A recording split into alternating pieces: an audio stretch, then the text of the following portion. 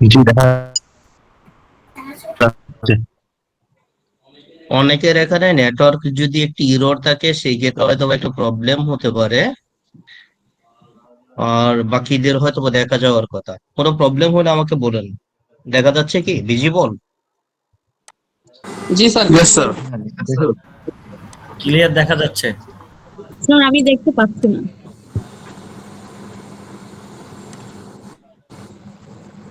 আমি পূর্বেই বলেছি অনেকের কাছে নেটওয়ার্কে প্রবলেম হতে পারে। যদি এখান থেকে কেউই না দেখতে পারতো তাহলে হয়তো আমার অবস্থান থেকে সমস্যা হইতো। যেহেতু অনেকেই দেখতে পাচ্ছে সেই ক্ষেত্রে আপনার নেটটাকে একটু চেক করে নেন। Okay sir. আমিও দেখতে পাচ্ছি না স্যার, তো আমাদের এখানে একদম স্পষ্ট ক্লিয়ার সবকিছু, কোনো প্রবলেম নেই। ফয়সাল ভাই দেখা যাচ্ছে আপনি কটির উপর। ওকে, থ্যাংক ইউ বেলাল ভাই। জুয়েল ভাই আপনি করতে পারেন, ওই ডিসকানেক্ট হয়ে আবার কানেক্ট হন, তাইলে হয়তো দেখা যেতে পারে। আচ্ছা, আমরা একটু কথা বলবো না আমরা। আসসালামু আলাইকুম, সকলকে আবারও ধন্যবাদ জানাচ্ছি এবং শুভ সন্ধ্যা জানাচ্ছি সকলকে। ফ্রাইডের মধ্যেও আপনারা আপনাদের পরিবার পরিজন এবং ব্যক্তিগত সময়কে উপেক্ষা করে আজকের সেশনে জয়েন করার জন্য। আজকের যে সেশনটা সেটা আমরা একটা নাম দিয়েছি safe and effective chemical management at workplace. আমি শুরুতেই বলে নিই যে আমি কেমিক্যাল এক্সপার্ট না, আমার কেমিক্যালের উপরে তেমন কোনো ডিগ্রি নাই। আমি একটা কথা বলে গ্রাম্য ভাষায় যে গাইতে গাইতে গায়েন আর বাজাইতে বাজাইতে বায়েন। কাজ করতে করতে যতটুকু এক্সপিরিয়েন্স হয়েছে সেই এক্সপিরিয়েন্সটা আজকে আপনাদের সাথে আমি শেয়ার করব, এবং আপনাদের কাছ থেকে আমি জানবো। আমরা আজকের যে সেশনটা এটাকে আসলে ট্রেনিং হিসেবে নিচ্ছি না, আমরা ডিসকাশন হিসেবে নিচ্ছি। আমরা ওয়ান টু ওয়ান ডিসকাস করতেছি। আমার যে নলেজ গুলো হয়েছে, আমার কর্মক্ষেত্রে কাজ করতে করতে যতটুকু এক্সপিরিয়েন্স হয়েছে সেই এক্সপিরিয়েন্সটা আমি আপনাদের সাথে শেয়ার করছি। এবং কারো যদি কোনো এর মধ্যে আরো কোনো মতামত থাকে আপনারা আমার সাথে একটু জয়েন করবেন, অ্যাড করবেন। ইনশাল্লাহ তখন হয়তো বা আমরা আমাদের সেশনটাকে সামনের দিকে নিয়ে যেতে পারবো এবং ফ্রুটফুল হবে। আমি সকলের ধন্যবাদ জানানোর পাশাপাশি কমপ্লায়েন্স সলিউশন প্রফেশনাল সোসাইটিকেও ধন্যবাদ জানাচ্ছি আজকে আমাকে সুযোগ করে দেওয়ার জন্য। বাংলাদেশে আমার চেয়ে অনেক অনেক গুণ ভালো মানুষ আছে যারা এই বিষয়ে অনেক এক্সপার্ট, যারা ভালো জানে। তাদের মধ্যে থেকে আমাকে চুজ করার জন্য যে আজকে সেশনে আমি তাদেরকে ধন্যবাদ জানাচ্ছি, কমপ্লায়েন্স সলিউশন প্রফেশনাল সোসাইটিকে। তো আজকের যে বিষয়বস্তু সেটা হলো safe and effective chemical management. যেহেতু আমরা এখন একটা সেশনে জয়েন করেছি, এই সেশনটার একটু আমরা কিছু নির্দেশাবলী মেনে চলবো।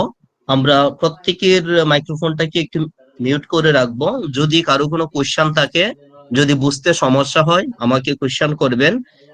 আর আপনাদের আলোচনা, যেহেতু আজকে আমাদের একটা বিষয় কেমিক্যাল ম্যানেজমেন্ট, কর্মস্থলে কেমিক্যাল ব্যবস্থাপনা প্রশিক্ষণ কর্মশালা, আমরা আজকের আলোচনার টপিক গুলো এই টপিকের উপরেই রাখবো। এর বাহিরে আমরা পার্সোনাল কিছু অথবা আদার্স কোনো বিষয় নিয়ে আজকে আলোচনা করব না।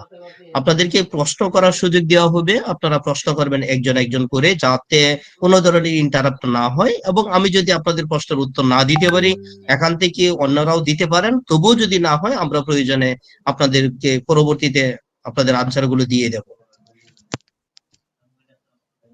আমার পরিচয়টা, আমি অত্যন্ত মনোযোগের সাথে সকলের পরিচয় শুনছিলাম। অনেকে কুমিল্লা ইপিজেড থেকে জয়েন করেছে, অনেকে চট্টগ্রাম থেকে জয়েন করেছে, অনেকে ঢাকা জোন থেকে জয়েন করেছে, অনেক দূর দূরান্ত থেকে অনেকে জয়েন করেছেন।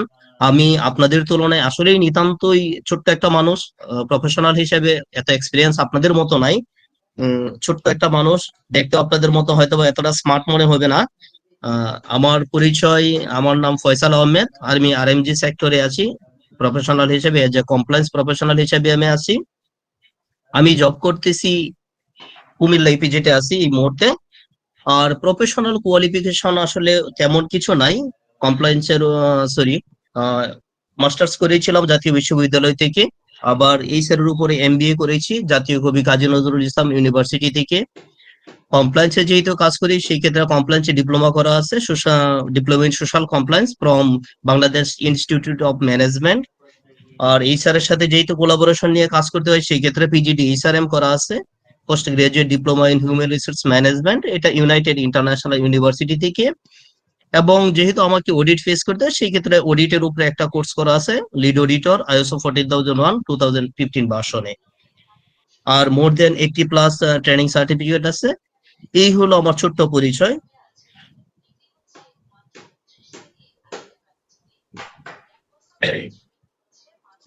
আমরা ইন্ট্রোডিউসটা অলরেডি নিয়ে নিছি, যেহেতু ইন্ট্রোডিউসটা হয়ে গেছে সেই ক্ষেত্রে আপনাদের এক্সপেকটেশন গুলো হয়তো নেওয়া দরকার ছিল 1-to-1 এক্সপেকটেশন, বাট আমাদের যেহেতু সময় স্বল্পতা এবং আপডেট দিনে আমরা সময় দিচ্ছি এখানে, সেই ক্ষেত্রে আমরা 1-to-1 এক্সপেকটেশনটা জানতে গেলে হয়তো সময় লাগবে, আমরা সেটা নিচ্ছি না। বাট আমরা একটা বিষয় শেয়ার করি, আর এখানে একটা স্লাইডে বলা আছে যে ট্রেনিং ইজ এভরিথিং। আপনারা দেখতে পাচ্ছেন যে ট্রেনিং ইজ এভরিথিং। আমি আজকের প্রশিক্ষণে আপনাদেরকে কতটুকু জ্ঞান দিতে পারবো জানি না, কতটুকু শিখাতে পারবো জানি না, বাট প্রত্যেকটা সেশন থেকেই কিছু না কিছু নেওয়ার থাকে, প্রত্যেকটা এনভায়রনমেন্ট থেকে, প্রত্যেকটা কালচার থেকে আপনার কিছু না কিছু শেখার থাকে। আজকে যেহেতু আপনারা এখানে সময় দিচ্ছেন, আমাদের অনলাইন সেশন গুলোতে যেটা হয় জানি না আপনাদের হয় কিনা, বিশেষ করে আমার ক্ষেত্রে হয় যে অনলাইন সেশনে জয়েন করেছি, এর মধ্যে আমার পারিবারিক কাজ করতেছি, অন্য কাজ করতেছি, ফেসবুকিং করতেছি, এইদিকে আমি অনলাইন সেশনের মধ্যেও আছি, যার ফলে কিন্তু আসলে এখান থেকে কিছু নেওয়া যায় না। দিন শেষে ফলটা তেমন হয়তো বা এক্সপেকটেশন যে লেভেলটা ছিল সেটা ফুলফিল হয় না। দ্যাটস ওয়াই আমি রিকোয়েস্ট করব, যেহেতু আপনারা সময়টা ব্যয় করেছেন, এখানে আপনারা একটু মনোযোগী হবেন। যদি মনোযোগী হন, যেহেতু আজকে আমাদের টপিকটা safe and effective chemical management at workplace, তাহলে আমরা ওয়ার্ক প্লেসে কি ধরনের ব্যবস্থাপনা করব কেমিক্যাল গুলো নিয়ে, সেইটার উপর আমরা কিছু না কিছু নিতে পারবো এখান থেকে। আজকের সেশনটা সেই আলোকেই, সেই আঙ্গিকেই সাজানো হয়েছে, যাতে আমরা এখান থেকে কিছু না কিছু নিতে পারি, কেউ যাতে খালি হাতে আমরা এখান থেকে না যাই। আমি আপনাদেরকে ব্যাগভর্তি কোনো কিছু দিতে পারবো না, বাট যে বিষয়গুলো নিয়ে আমি আলোচনা করবো সেই বিষয়গুলো অত্যন্ত ইনফরমেটিভ এবং আপনাদের খুবই কার্যকরী একটা বিষয়। আমি আশা করি আপনারা একটু মনোযোগী থাকবেন। আমাকে সবার শোনা যাচ্ছে? জি স্যার, শোনা যাচ্ছে। Thank you. যদি কারো স্লাইডটা না দেখা যায় আপনারা একটু রিজয়েন করবেন, রিজয়েন করলে সেই ক্ষেত্রে স্লাইডটা দেখতে পাবেন। আমরা স্ক্রিনে দেখতে পাচ্ছি চায়না টিএনজিন কোম্পানিতে একটা কেমিক্যাল দুর্ঘটনার কথা, সেটা আমরা অনেকেই জানি। এখানে যারা সিনিয়র পার্সন আছেন, যে এটা 2015 সালের 12ই আগস্টে একটা দুর্ঘটনা ঘটেছিল, একটা কেমিক্যাল হাউজের মধ্যে একটা ঘটনা ঘটেছিল, দুর্ঘটনা। সেই দুর্ঘটনায় 160 জন লোক মারা গেছিল, আর 60 জন লোকরে আমরা খুঁজে পাই নাই তখন, এবং হলো 700, মোর দেন 700+ লোক এখানে ইনজুর হয়েছিল, এমপ্লয়ি ইনজুর হয়েছিল। সেই দুর্ঘটনাটা 2015 সালে হয়েছিল। পাশাপাশি আমাদের বাংলাদেশে একটা দুর্ঘটনা ঘটেছিল, সেটা 2022 সালের 22শে জুন একটা কন্টেনার ডিপোতে, চট্টগ্রামে একটা কন্টেনার ডিপোতে একটা দুর্ঘটনা ঘটেছিল, আগুন লেগেছিল। সেই দুর্ঘটনার মধ্যেও কেমিক্যাল দুর্ঘটনাতে আমাদের 49 জন লোক আমরা হারাইছি, যাদেরকে তারা দুনিয়া থেকে ত্যাগ করেছে, এবং 450 জন লোক, মোর দেন 450 জন লোক সেখানে আহত হয়েছিল। আমাদের ট্রেনিং এর টপিকটা ছিল safe and effective chemical management. Safe শব্দটা এসেছিল, আমরা একটু দেখবো যে আসলে সেফ শব্দটা, সেফ কথার অর্থ হলো নিরাপদ, সেফ থেকে সেফটি, নিরাপত্তা, তাই না? আমরা এই সেফটি শব্দটা আসলে দেখুন, আমরা যদি একটু বিশ্লেষণ করি, সেফটি বানানটা লিখতে SAFETY, 6টা ডিজিট লেগেছে। আমরা যদি একটা একটা করে আসলে বোঝার চেষ্টা করি, এসতে হলো স্কাল, মাথার কুলি। আমরা মাথাকে সুরক্ষা করার জন্য আমরা সাধারণত হেলমেট ইউজ করে থাকি। এতে হলো আর্ম, বাহু। আমরা হাতকে সুরক্ষা করার জন্য হ্যান্ড গ্লোভস ইউজ করে থাকি। এবং যারা ক্রিকেটার, ফুটবলার আছে, যারা গোলকিপার আছে, তারা দেখবেন হাতের একটা মোজা ইউজ করে, যাতে তার হাতের কোনো ত্বকের কোনো ক্ষতি না হয়। এতে হলো ফেস, মুখমন্ডল রক্ষা করার জন্য আমরা মাস্ক ইউজ করে থাকি। আবার যারা ক্রিকেটার আছে তারা এক ধরনের প্রোটেকশন ইউজ করে থাকে। ইতে হলো আই হলো চক্ষু, চক্ষুকে সুরক্ষা করার জন্য আমরা সেফটি গগলস অথবা সানগ্লাস ইউজ করে থাকি, যাতে আমার চোখটা কোনো ধরনের যে কোনো ধরনের দুর্ঘটনা থেকে রক্ষা পায়। তো টিতে হলো টো, ফায়ার আঙ্গুল। আমরা ফায়ার আঙ্গুলকে রক্ষা করার জন্য আমরা সেফটি বুট ইউজ করে থাকি। আপনারা খেয়াল করে দেখবেন সেফটি বুটের সামনের অংশটা অনেকটা মজবুত থাকে, যাতে আপনি কোনো কিছুর সাথে হুচট খাইলে যাতে আপনার সরাসরি আঙ্গুলের মধ্যে হিট না লাগে, সেটা যেন জুতার উপর দিয়ে চলে যায়। তাহলে আমরা এখানে দেখলাম আমরা মাথা সুরক্ষা করলাম, বাহু সুরক্ষা করলাম, মুখমণ্ডল সুরক্ষা করলাম, চক্ষু সুরক্ষা করলাম, ফায়ার আঙ্গুল সুরক্ষা করলাম। লাস্টের যে জিনিসটা ওয়াই, ওয়াই মানে হলো তুমি। তার মানে এইটাই বোঝাচ্ছে যে তুমি যদি উপরের পাঁচটাকে সুরক্ষিত করতে পারো, দ্যাট মিনস তুমি নিজে সুরক্ষিত। এই যে সেফটি শব্দটা বানানটা লিখতে সেফটি নিরাপত্তা, দেখুন আমরা এটা হয়তো অনেকেই জানতাম না যে আসলে এটা থেকে এই ইলাবোরেশন গুলো করা যেতে পারে। তাহলে এই সেফটি শব্দটার সাথে আমাদের যথেষ্ট মিল আছে। আমি কি বেশি দ্রুত যাচ্ছি না আপনারা শুনতে পাচ্ছেন আমাকে ভালোভাবে? না না না, ঠিক আছে। মাঝে মাঝে একটু কথা বলবো। Thank you. আমরা আজকে একটু দেখবো কেমিক্যাল ম্যানেজমেন্ট, যেহেতু এখানে আমাদের কেমিক্যাল ম্যানেজমেন্ট করতে হয়, সেই ম্যানেজমেন্টটা আসলে করলে আমাদের সুবিধাটা কি, বেনিফিটস গুলো কি, যেহেতু আমাদের ওয়ার্ক প্লেসে কেমিক্যাল নিয়ে কাজ করতে হয়, আমাদের এক্সপেকটেশনটা কি এবং আমাদের বেনিফিটস গুলো কি। আমাদের ফার্স্ট অফ অল বলা আছে যে prevent the reduce work place accident. আমরা যদি কেমিক্যাল ম্যানেজমেন্টটা সঠিকভাবে করি সেই ক্ষেত্রে আমাদের ওয়ার্ক প্লেসের যে দুর্ঘটনাগুলো আছে সেই দুর্ঘটনাগুলো আমাদের কমে যাবে।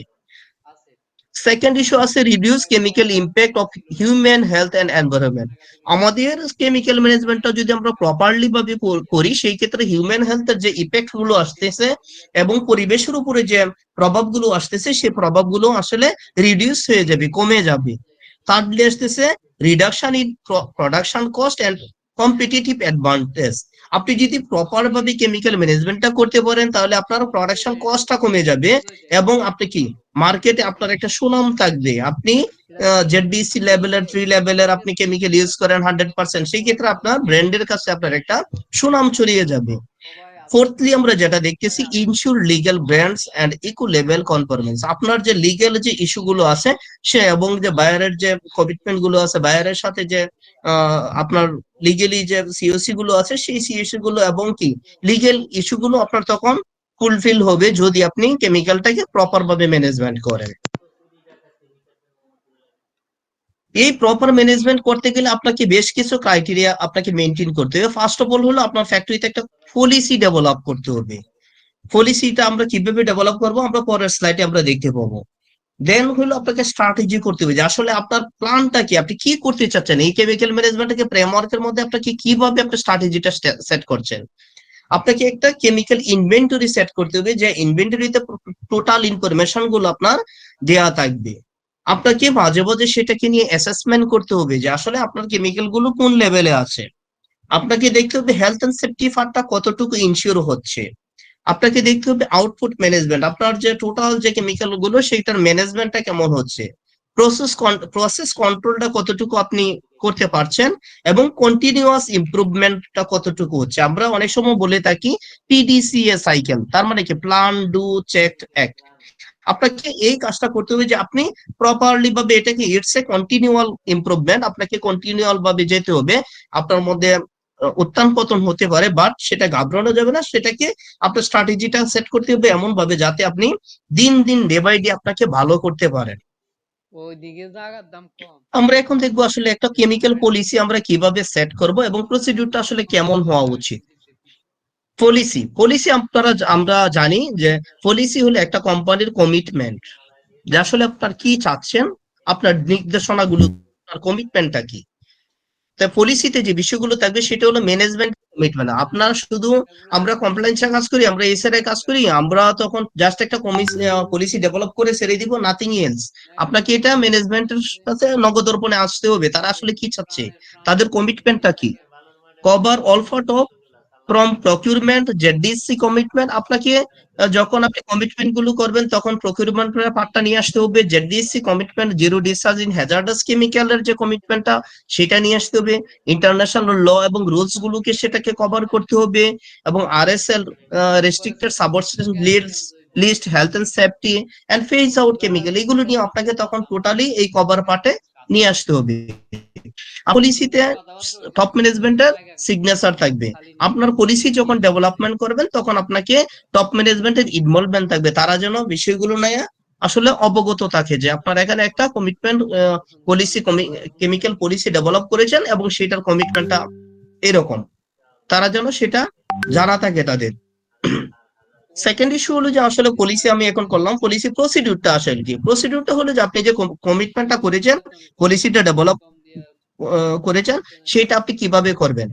ফার্স্ট অফ অল যে পার্টটা আমি নিয়ে আসছি এখানে, start from the supplier selection. আপনাকে কেমিক্যাল সাপ্লায়ারটা সিলেকশন করতে হবে যে আসলে কার কাছ থেকে আপনি কেমিক্যাল আনতেছেন এবং সেটা কোন লেভেলের কেমিক্যাল দিচ্ছে।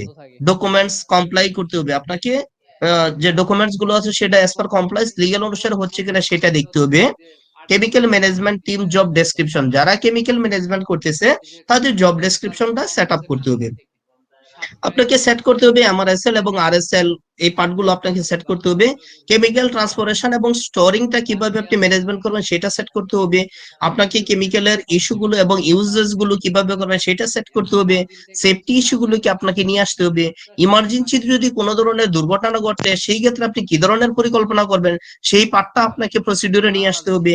কেমিক্যাল যদি ওয়েস্টেজ হয় সেটা আপনি কিভাবে মিটিগেট করবেন, সেই ওয়েস্টেজটা কিভাবে আপনি রিডিউস করবেন, আস্তে আস্তে আপনার একটা ভালো লেভেলে নিয়ে আসবেন, সেটা আপনাকে নিয়ে ভাবতে হবে।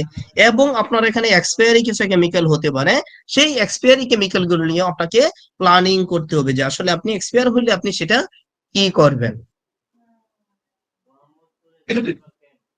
কারো বুঝতে সমস্যা হলে আমাকে কোশ্চেন করবেন।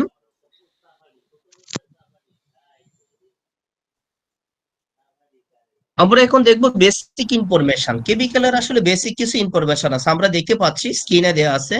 কেমিক্যাল আসলে দুই সিস্টেম হয়ে থাকে, একটা হলো হ্যাজার্ডাস কেমিক্যাল এবং হলো নন হ্যাজার্ডাস, যেটা ঝুঁকিপূর্ণ এবং হলো যেটা ঝুঁকিপূর্ণ নয়, এরকম কেমিক্যাল।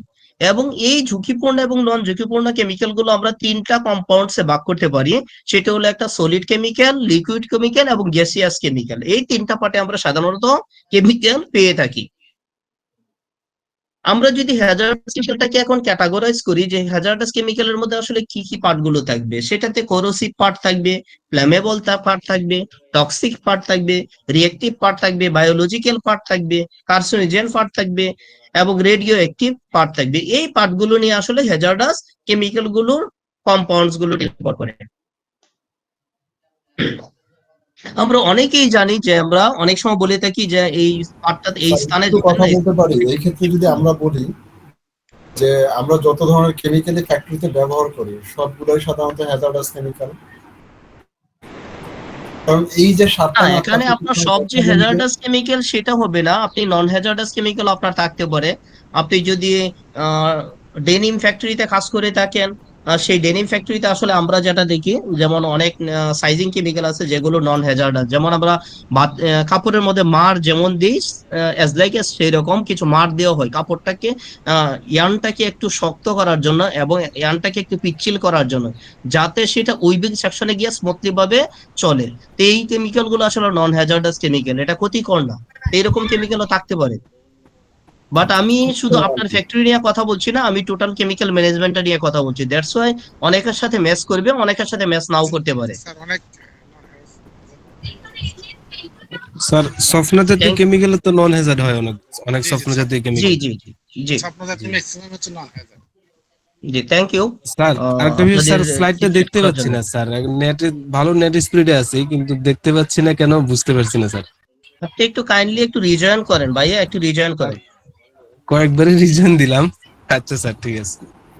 ওকে স্যার বাকিদের যদি দেখতে সমস্যা হয়, কেউ যদি না দেখতে পারেন সেক্ষেত্রে আমি আবার হয়তো বাকি এটা নতুন করে স্লাইডটা শেয়ার করব। যেহেতু বাকিরা দেখতে পাচ্ছেন তার মানে আমার এখান থেকে অ্যাক্টিভ আছে। বাকিদেরও জি কি স্যার, আমি সমস্যা দেখতে হচ্ছে? পাচ্ছি, আমি দেখতে পাচ্ছি।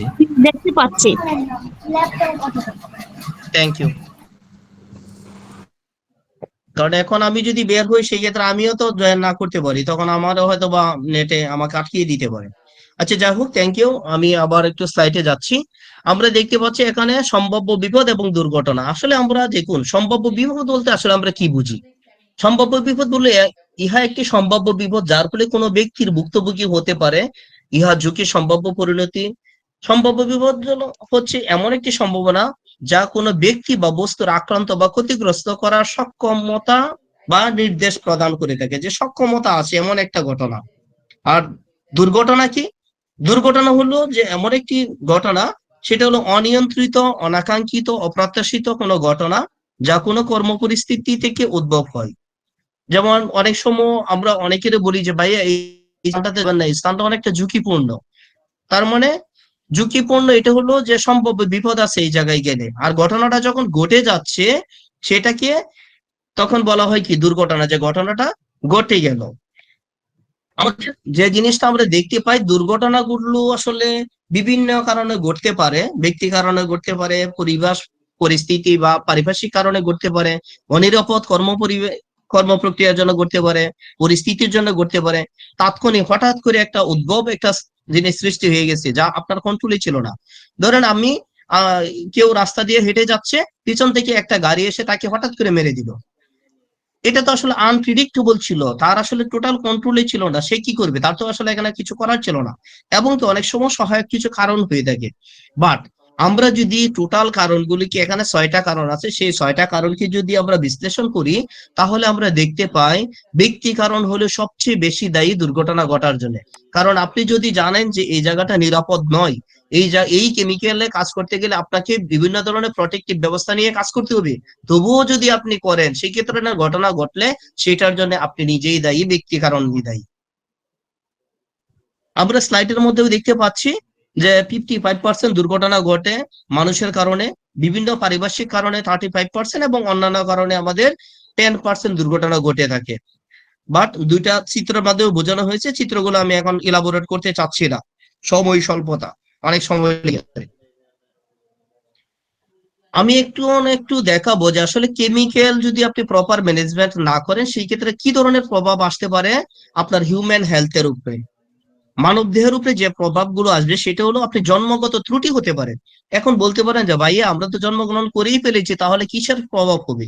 দেখুন, আপনার দ্বারা কোনো প্রজন্ম আসতে পারে, সেই প্রজন্মের মাধ্যমে কোনো সমস্যা হতে পারে। হঠাৎ গর্ভপাত, কেমিক্যাল এরিয়াতে একটা মহিলা কাজ করে, তখন তার গর্ভপাত সমস্যা হতে পারে। শিশুকে দুধ পানের মাধ্যমে কেমিক্যাল প্রবেশ, আমরা জানি যে কেমিক্যাল এরিয়ায় যদি আপনি খাবার গ্রহণ করেন, সেই ক্ষেত্রে কি কেমিক্যাল এরিয়ায় একটা স্মেল পাওয়া যায়, এটাকে বিওসি বলা হয়, ভোলাটাইল অর্গানিক কম্পাউন্ডস। মানে কেমিক্যাল গুলো বাতাসের সাথে মিশে যাচ্ছে। সেই জায়গায় যদি আপনি শ্বাস গ্রহণ করেন অথবা খাবার গ্রহণ করেন, তার মানে টোটাল খাবারের সাথেও সেটা সংমিশ্রণ হয়ে গেছে। অকাল গর্ভপাত হতে পারে, পুরুষের বন্ধ্যাত্ব এবং কি পুরুষত্বহীনতা, সেই প্রবলেম গুলো আপনার আস্তে আস্তে হতে পারে, শারীরিক গর্ভপাত সমস্যা হতে পারে। এবং কি আরো কার্সিনোজেন সহ কিডনি, ফুসফুস, ত্বক এবং চোখের সমস্যা সহ মারাত্মক রোগগুলো দীর্ঘমেয়াদী মানব দেহে প্রভাব পড়তে পারে। কেমিক্যালের ব্যবস্থার উপর পরিবেশের প্রভাব, আমরা জানি পরিবেশটা যদি কেমিক্যাল আপনি প্রপার ম্যানেজমেন্ট না করেন, তখন বায়ু দূষণ হবে, পানি দূষণ হবে, মাটি দূষণ হবে, গাছপালা জীব বৈচিত্র্যের পরিবর্তন হবে, গ্রিন হাউস এফেক্টের উপরে প্রভাব পড়বে। এগুলো আমাদের অজানা কিছুই নেই, আমরা সবাই জানি এগুলো। আমরা একসময় শুনে থাকি বয়স্কদের কাছ থেকে যে একসময় নদী নালাতে পর্যাপ্ত মাছ ছিল, জঙ্গলে অনেক ধরনের প্রাণী বাস করতো, বাট এগুলো কিন্তু এখন আর নাই, এগুলো সবকিছু বিলুপ্ত হয়ে গেছে। একমাত্র কারণ হলো কেমিক্যালের প্রভাব এবং কি বন জঙ্গল কেটে ফেলার কারণে এই প্রভাবগুলো পড়ে গেছে। এবং জলজ পরিবেশের ক্ষেত্রে যে প্রভাবগুলো হয়, জীব বৈচিত্র্যের প্রতিক্রিয়া হয়, প্রজনন ক্ষমতা, এই যে গাছপালা, মাছ এবং এগুলোর প্রজনন ক্ষমতা নষ্ট হয়ে যায়, খাদ্য চক্রের প্রতিক্রিয়া। আপনি যদি কেমিক্যাল খান, সেইটা আপনার হিউম্যান হেলথে যাচ্ছে এবং আপনার মাধ্যমে সেই প্রভাবগুলো পরিবেশ এবং কি আপনার স্বাস্থ্যের উপর ইম্প্যাক্ট আসতেছে।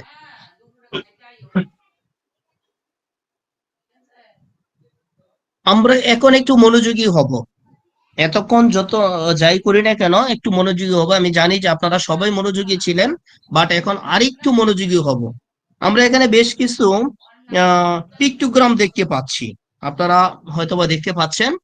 এখানে টোটাল 10টা পিক্টোগ্রাম এখানে আছে। 10টা পিক্টোগ্রামের সাথে আমি একটু আপনাদের পরিচয় করিয়ে দেব।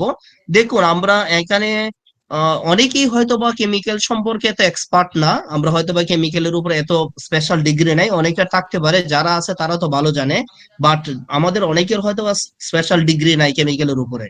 বাট যেহেতু আজকে আমরা এখানে একটা সেশনে বসছি, আমি আপনাদেরকে এই বিষয়গুলো যদি একটু একটু সচেতন হন, একটু জানেন, বেসিক ইনফরমেশন গুলো যদি জানেন, তাহলে আপনার ওয়ার্ক প্লেসটাকে আপনি বিভিন্ন ধরনের দুর্ঘটনা থেকে আপনি রক্ষা করতে পারবেন, আপনার এমপ্লয়ীদেরকে আপনি রক্ষা করতে পারবেন। আমরা এখানে 9টা পিক্টোগ্রাম দেখতে পাচ্ছি। এই 9টা পিক্টোগ্রাম গ্লোবাল এর জন্য, নট অনলি বাংলাদেশের জন্য, সারা বিশ্বের জন্য। আমরা এই 9টা পিক্টোগ্রাম কে নিয়ে একটু অ্যানালাইজ করবো, আপনারা একটু দেখে রাখুন, আপনাদের কিন্তু একটু পরে একটা পরীক্ষা নেব। আমরা এখানে যে পিক্টোগ্রাম গুলো আছে, এই পিক্টোগ্রাম গুলোর উপর একটা পরীক্ষা আছে আপনাদের। প্রথমেই দেখতে পাচ্ছি যে পিক্টোগ্রামটা, এটা হলো এক্সপ্লোসিভ কেমিক্যাল।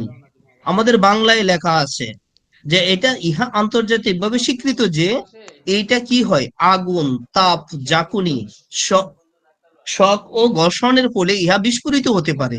এই ধরনের কেমিক্যাল গুলো আগুনের সংস্পর্শে গেলে, তাপের ঝাঁকুনি আসলে অথবা শক ও ঘর্ষণের ফলে বিভিন্ন ধরনের বিস্ফোরিত হওয়ার সম্ভাবনা থাকে। আমরা দেখতে পাচ্ছি এখন কম্প্রেসার গ্যাস, এটা আপনাদের অনেক ফ্যাক্টরিতে থাকতে পারে, সিলিন্ডার গ্যাস যেগুলো বলা হয়। এটা একটা রূপান্তরিত গ্যাস।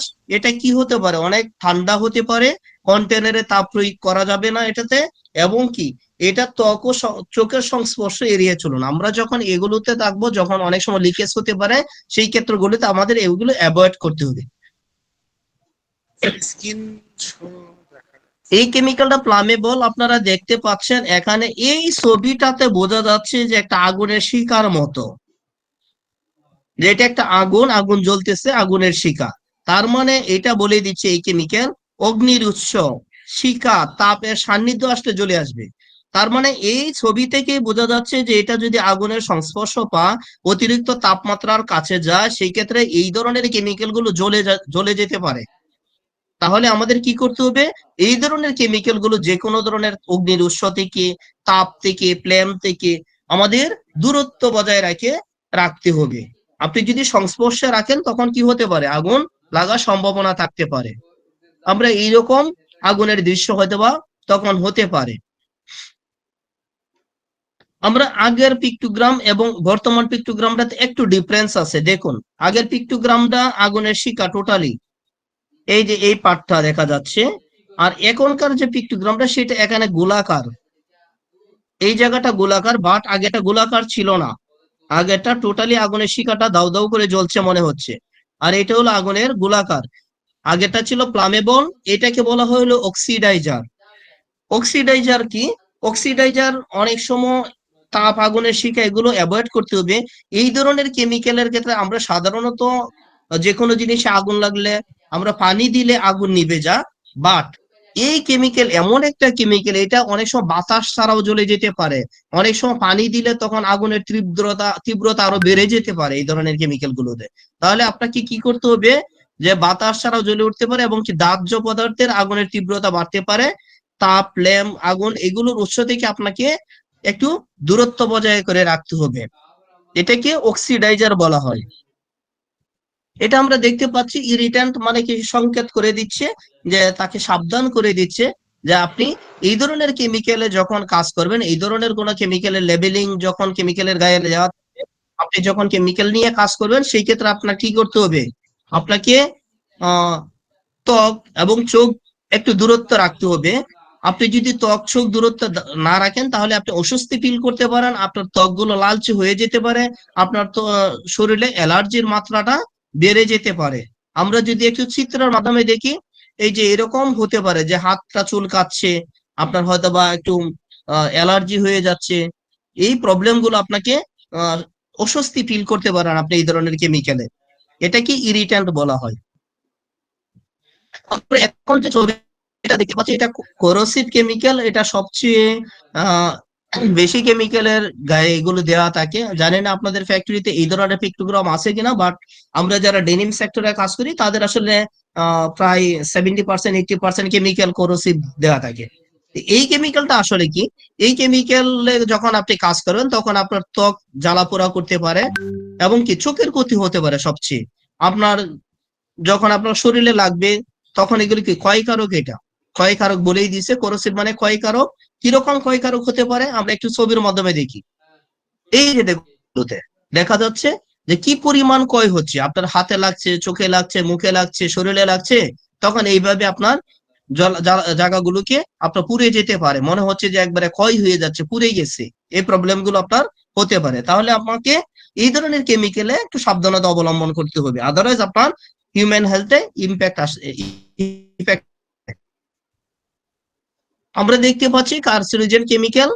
এই কেমিক্যালটা হলো আমরা 9টা পিক্টোগ্রাম দেখেছিলাম, 9টা পিক্টোগ্রামের মধ্যে সবচেয়ে গডফাদার হইলেন উনি। এই কেমিক্যালের সবচেয়ে বেশি ক্ষতি করে এই কেমিক্যাল, এমন কেমিক্যাল এটা আপনার দেখা যাচ্ছে যে এই যে একটা বুকের মতো দেখা যাচ্ছে যে বুকটা ঝাঁঝালো হয়ে যাচ্ছে, ছিঁড়ে যাচ্ছে, তার মানে কি এই কেমিক্যাল যে কেমিক্যাল গুলো থাকবে সেই কেমিক্যালে বিশেষ সাবধানতা অবলম্বন করতে হবে। এটা মারাত্মক একটা কেমিক্যাল এবং দীর্ঘমেয়াদী স্বাস্থ্য হানি করতে পারে। আপনার শরীরে যদি লাগে তাহলে আপনার বিভিন্ন ধরনের ক্ষতি হবে, আপনার ক্যান্সার সহ মারাত্মক রোগগুলো আপনার হওয়ার সম্ভাবনা আছে। তাহলে আপনাকে এই ধরনের কেমিক্যালে কাজ করতে গেলে বিশেষ ধরনের প্রোটেক্টিভ ব্যবস্থা আপনাকে নিয়ে কাজ করতে হবে, অথবা আপনার স্বাস্থ্যহানি ঘটবে দীর্ঘমেয়াদী।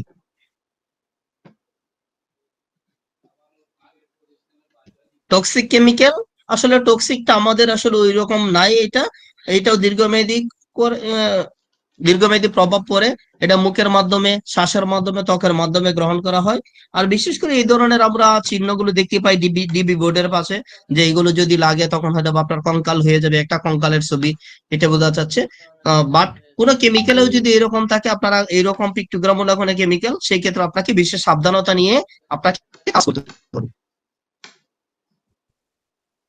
এটা হলো এনভায়রনমেন্ট, আপনারা চিত্রের মাধ্যমেই দেখতে পাচ্ছেন। আমি বলে যদি চিত্রগুলো একটু মনোযোগ সহকারে দেখি সেই ক্ষেত্রে বুঝতে পারবো। দেখুন, একটা গাছ দেখা যাচ্ছে, একটা গাছ তখনই সতেজ মনে হয়, একটা ভালো গাছ মনে হবে যখন গাছের ডালপালাতে পাতা থাকে। বাট এই গাছটা হলো পাতাবিহীন একটা গাছ, যে গাছের কোনো পাতা নাই, তার মানে সেটা মৃত গাছ। এইটাই বোঝাচ্ছে যে এই ধরনের কেমিক্যাল যদি পরিবেশে যায় তাহলে গাছপালা মরে যাবে। সেকেন্ড, আরেকটা জিনিস আপনারা দেখতে পাচ্ছেন, এখানে একটা মাছ দেখা যাচ্ছে, মাছটা লাভ দেখা যাচ্ছে, সে পানিতে নাই, পানিতে মাছ কখনো দেখা যায় না, বাট এই মাছটা মনে হচ্ছে যে উপরে উঠে গেছে, লাভ দিছে। তার মানে কি বলে দিচ্ছে যে এই কেমিক্যাল যদি পানিতে যায় তাহলে মাছপালা মরে যাবে, মাছপালা থাকার উপযোগী হবে না, তার মানে এই মাছ থাকতে পারছে না। তাহলে এই কেমিক্যাল এমন একটা কেমিক্যাল এবং জীবকের জন্য খুবই বিষাক্ত এবং পরিবেশের জন্য খুবই ক্ষতিকর। তাহলে এই ধরনের কেমিক্যাল সরাসরি পরিবেশে অবমুক্ত করা যাবে না। আমরা চিত্রেতেও দেখতে পাচ্ছি যে অনেক মাছ মরে গেছে এবং নদী নালা গুলো আস্তে আস্তে বিষাক্ত হয়ে যাচ্ছে।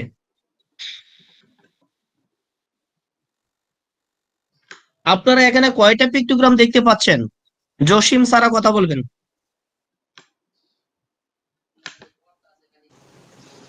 8টা।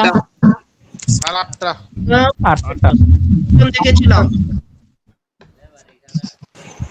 9টা দেখিয়েছিলেন। 9টা দেখেছিলাম, আমি বলেছিলাম আপনাদের একটা পরীক্ষা নেব। এখন বলুন, এখানে আগে 9টা দেখিয়েছিলাম, এখানে 8টা, কোন পিক্টোগ্রামটা এখানে নাই, মিসিং আছে কোনটা? তাহলে বুঝতে পারবো আপনারা কতটুকু সচেতন ছিলেন। স্যার মিসিং আছে। বলছি এটা বাকিতে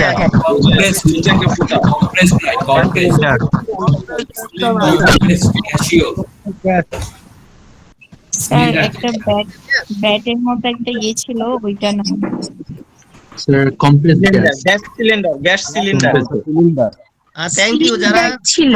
গ্যাস বলেছেন, সিলিন্ডার বলেছেন, সকলের জন্য আমার পক্ষ থেকে একটা ভালোবাসা রইলো এবং হাততালি রইলো আপনাদের জন্য। আপনারা পারফেক্ট ধরেছেন এবং মনোযোগী ছিলেন। আমরা পূর্বেই দেখেছিলাম এখানে সিলিন্ডার গ্যাসটা আমাদের ছিল, বাট এই মুহূর্তে সিলিন্ডার গ্যাসটা নাই। এই যে আমরা এই ছবিটা দেখেছিলাম, cylinder gas G right, but এখন সিলিন্ডার গ্যাস নাই। এখন আমরা দেখেছি হলো উইদাউট সিলিন্ডার গ্যাস, সারা বাকিগুলোকে দেখেছি। অনেক বোরিং ফিল করতেছেন তাই না আপনারা? না না স্যার। যেহেতু বোরিং ফিল করতেছেন তাহলে আপনাদের জন্য দেখি কিছু করা যায় কিনা। আমরা একটা পরীক্ষাতে চলে আসবো, কেস স্টাডিতে আসবো। এতক্ষণ যেহেতু আমরা কিছু না কিছু আলোচনা করেছি, এখান থেকে হয়তো আমাদের লার্নিং কিছু ছিল। আমরা এখানে 4টা কেস স্টাডি নিয়ে আসছি এই পর্যায়ে, পরবর্তী পর্যায়ে আরো কেস স্টাডি আছে, বাট আমরা কেস স্টাডি গুলো একটু বোঝার চেষ্টা করব। আর যেহেতু এটা যদি ফেস টু ফেস হইতো সেই ক্ষেত্রে হয়তো বা খাতা কলম দিয়ে তখন আপনি এটা সেটার রেজাল্ট বলতে পারতেন, লিখতে পারতেন, খাতাগুলো তখন আমরা উত্তরপত্রগুলো জমা নিতাম। বাট যেহেতু এখানে হচ্ছে না, আমরা ওয়ান টু ওয়ান ডিসকাস করে নেব। আমাদের কেস স্টাডি হলো, প্রথম কেস স্টাডি আছে, your supply chain management manager has been got a offer from chemical company of 20% extra discount. আপনার যে কেমিক্যাল ম্যানেজার আছে, সাপ্লাই চেইনের যিনি ম্যানেজার, যিনি কেমিক্যালটা পারচেস করে, উনি একটা কেমিক্যাল কোম্পানি থেকে একটা অফার পেয়েছে, 20% এক্সট্রা ডিসকাউন্ট দিবে। If your company agree to buy 6 month chemical over stock, যদি আপনার কোম্পানিটা 6 মাস আপনার যে স্টকের ভলিউম আছে, যে কথার কথা আপনি হয়তো 5 টন মাল ক্যাপাসিটি আছে, সেটা যদি আপনি 6 মাস আপনি ফুল বুক করে রাখেন, অথবা কি বলছে and it will be delivered from ready stock of supplier, এবং আপনি যদি সাপ্লায়ারকে সঠিকভাবে দিতে পারেন, ইউর প্রোডাকশন জিএম এবং one of director is showing interested to buy. আপনার প্রোডাকশন জিএম এবং কি বলছে আপনার যে ডিরেক্টর আছে, ওনারা এটা কেনার জন্য খুব ইন্টারেস্টেড ফিল করছে, যে না, যেহেতু 20% ডিসকাউন্ট দিছে, তাহলে আমরা কেমিক্যালটা কিনি। Note that your chemical storage only 30 days of chemical storing capacity. আপনার এখানে যে ক্যাপাসিটি আছে সেটা শুধু 30 দিন আপনি রাখতে পারেন, যে পরিমাণ কেমিক্যাল আপনার মজুত করা যায়। বাট আপনার এখানে এই মুহূর্তে ওভার স্টক আছে, আপনার কাছে আর কেমিক্যাল রাখতে পারেন না। এই মুহূর্তে যদি আপনার ম্যানেজমেন্ট এবং আপনার প্রোডাকশন জিএম ডিরেক্টর যিনি আছে, উনি যদি 20% এক্সট্রা প্রিভিলেন্ট পাওয়ার জন্য যদি কেমিক্যাল কিনতে চায়, এজ এ ম্যানেজার হিসেবে, এজ এ কমপ্লেক্স রেসপন্সিবল হিসেবে, what will be your role? আপনার তখন করণীয় কি হবে? সেইটা আসলে একটা প্র্যাকটিক্যাল একটা ডিসকাশন ছিল, যে আমরা তখন আপনাদেরকে যদি কাগজ কলম ধরিয়ে দিতাম, সেই ক্ষেত্রে আপনারা হয়তো বা সেটার উত্তরপত্রটাতে লিখে দিতেন। বাট যেহেতু নাই আমাদের কাছে, আমরা এটা নিজেরাই কেস স্টাডিটা নিয়ে কাজ করব। প্রয়োজনে আপনারা আপনারা একটা স্ক্রিনশট নিয়ে নেন, স্ক্রিনশট নিয়ে আপনারা উত্তরপত্রগুলো আমাদের কমপ্লায়েন্স সলিউশন যে গ্রুপগুলো আছে, সেই গ্রুপগুলোতে দিয়ে দিবেন। Case study 1, case study 2, case study 2 result answer দিবেন, কেস স্টাডি 3 এর আনসার দিবেন, 4 এর আনসার দিবেন, এইভাবে আপনারা দিয়ে দিতে পারেন ইফ ইউ ইন্টারেস্টেড, এটা নিয়ে যদি আপনারা কাজ করতে চান। সেকেন্ড কেস স্টাডি, আমার কি কেস স্টাডিটা আপনারা বুঝতে পারছেন ইজিলি ভাবে? জি স্যার। আমি একটু সহজ করে বলি, যে আপনার সাপ্লাই চেইন ম্যানেজারের কাছে একটা অফার আসছে, 20% ডিসকাউন্ট দিবে একটা কেমিক্যাল কোম্পানি। এখন আপনার পারচেস ম্যানেজার যিনি আছে, সাপ্লাই চেইন ম্যানেজার, উনি প্রোডাকশন জিএম কে বলছে এবং ডিরেক্টরকে বলছে যে স্যার, আমরা একটা কোম্পানি থেকে 20% আমরা প্রিভিলেন্স পাচ্ছি এই মুহূর্তে যদি আমরা কেমিক্যালটা কিনি। বাট আপনার প্রোডাকশনের যে স্টোর আছে, আপনার যে কেমিক্যাল রাখবেন, সেই স্টোরে অলরেডি ওভার আছে। আপনি 30 দিন যে পরিমাণ কেমিক্যাল রাখতে পারেন, এই মুহূর্তে আপনার স্টক একবার ফুলফিল আছে, আপনি আর কেমিক্যালের জায়গা নাই। বাট এই মুহূর্তে কোম্পানি চাচ্ছে যে 20% ডিসকাউন্টে কেমিক্যালটা কিনতে। সেই ক্ষেত্রে আপনার করণীয় কি? এজ এ ম্যানেজার হিসেবে, এজ এ কমপ্লেক্স রেসপন্সিবল হিসেবে আপনার ভূমিকাটা কি ছিল, সেইটা আসলে জানার ইচ্ছা পোষণ করছি কেস স্টাডি 1 থেকে। জি স্যার, সেক্ষেত্রে আমরা কখনোই সেটাতে ইন্টারেস্ট থাকবো না। কারণ হচ্ছে আমার তো অলরেডি ওভারলোড, আমার স্টোরেজ অলরেডি ওভার হয়ে আছে। সেখানে যদি আমি আরো কেমিক্যাল নিতে যাই, সেখানে আমাদের সতর্কতা অবলম্বন করেও আমাদের মানে ডেঞ্জারাস পজিশনে আমরা চলে যাব। কারণ সেখানে এক্সপ্লোসিভ হতে পারে, সেখানে দুর্ঘটনা ঘটতে পারে, সেখানে আমার কেমিক্যালগুলি বাইরে রাখতে হবে, বিভিন্ন ধরনের সমস্যা পড়তে পারে। সেক্ষেত্রে আমরা মনে করি যে 20% ইন্টারেস্টের জন্য আমরা সেখানে সেটা না করাটাই বেটার হবে। ধন্যবাদ স্যার। থ্যাংক ইউ আপনার ফিডব্যাকটা দেওয়ার জন্য। অত্যন্ত গুরুত্বপূর্ণ একটা ফিডব্যাক দিয়েছেন। বাট আমি একটু বলবো, তবুও বলবো, রিস্ক ফ্যাক্টর থাকে, যে একটা কথা আছে না, যে easy to say but difficult to do.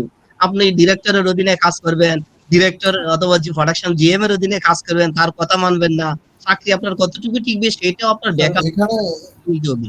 আপনি ডিরেক্টরকে বোঝানোর মতো ক্যাপাবিলিটি আপনার তখন নিতে হবে, যে আমরা এই মুহূর্তে যদি এই 20% কেমিক্যাল নেই, সেই ক্ষেত্রে আমার এইটার জন্য এতটুকু আপনার সুবিধা হবে, আর অসুবিধা কি কি সেইটাও আপনাকে নিয়ে তার সাথে ডিসকাস করতে হবে। শুধু বললেই হবে না, সেই ব্যাকআপ গুলো নিয়ে নিতে হবে। থ্যাংক ইউ ফিডব্যাক দেওয়ার জন্য। আমরা কেস স্টাডি 2 তে যাই। কেস স্টাডি গুলো আসলে অনেকটা রিলিভেন্ট আমাদের সাথে, আমরা সেই জন্য একটু চাচ্ছি আলোচনা করতে, যদি আপনারাও যদি ইন্টারেস্টেড ফিল করেন। আদারওয়াইজ আমি হয়তো বা অন্য স্লাইডে চলে যাব। না স্যার, আপনি বলেন, এটা জানার দরকার আছে আসলে। ঠিক আছে, আমরা কেস স্টাডি 2টা দেখি। কেস 2 তে বলা আছে, as you were conducted at internal audit, আপনি যদি ইন্টারনাল অডিট করে থাকেন এবং ফাউন্ড মোর দেন 2 কোটি টাকা values of chemical already expire. আপনি ইন্টারনাল অডিট করছেন ফ্যাক্টরিতে, তখন দেখলেন আপনার 2 কোটি টাকার উপরে আপনার এখানে এক্সপায়ার কেমিক্যাল আছে। As a responsible, what will be your rule? তখন আপনি আসলে কি করবেন, সেটা আপনি কি করবেন, আপনি ভেবে আপনি ফিডব্যাক দিয়ে দিবেন আমাদের গ্রুপে। এই মুহূর্তে ফিডব্যাক সবারটা নিতে পারছি না, সরি। কেস 3 তে বলা আছে, your forklift driver always doing spillage or leakage while they carrying chemical drum from bags or containers. আপনার যে ফরক্লিফট ড্রাইভার আছে, এই ভদ্রলোক কি করে, যখন কেমিক্যাল এক স্থান থেকে অন্য স্থানে নিয়ে যা, তখন তার কাছে লিকেজ হচ্ছে, স্পিলেজ হচ্ছে, লিকুইড গুলো স্পিলেজ হচ্ছে, কিন্তু সে এইদিকে তোয়াক্কা করে না। You have been warned to them the several time. আপনি তাকে বারবার এই বিষয়গুলো নিয়ে আপনি সতর্ক করেছেন, সে আপনার কথা শুনে না। এজ এ রেসপন্সিবল হিসেবে, হোয়াট উইল বি রুল? আপনার তখন ভূমিকাটা কি হবে, আপনি তখন কি করবেন সেই ফরক্লিফট ড্রাইভারের এগেনস্টে, সেইটার একটা ব্যবস্থা এখানে চলে আসছে। আমরা কেস 4 এ দেখতেছি, your store responsible person is an influential employee relative of your director. এখানে বলছে যে আপনার যে কেমিক্যালের যে যিনি রেসপন্সিবল পারসন, ইনি মালিকের খুব কাছের লোক। এখন কি হবে, you have been trained him so many times, আপনি তাকে অনেকবার ট্রেনিং করিয়েছেন, regarding to keep chemical as per compatibility chart. আপনার যে কম্পিটিবিলিটি চার্ট, যেভাবে কেমিক্যাল গুলো রাখতে হবে, সেইটার উপরে আপনি তাকে বারবার ট্রেনিং করিয়েছেন, but he did not do, সে কিছুই করে না, আপনার কথা শুনে না।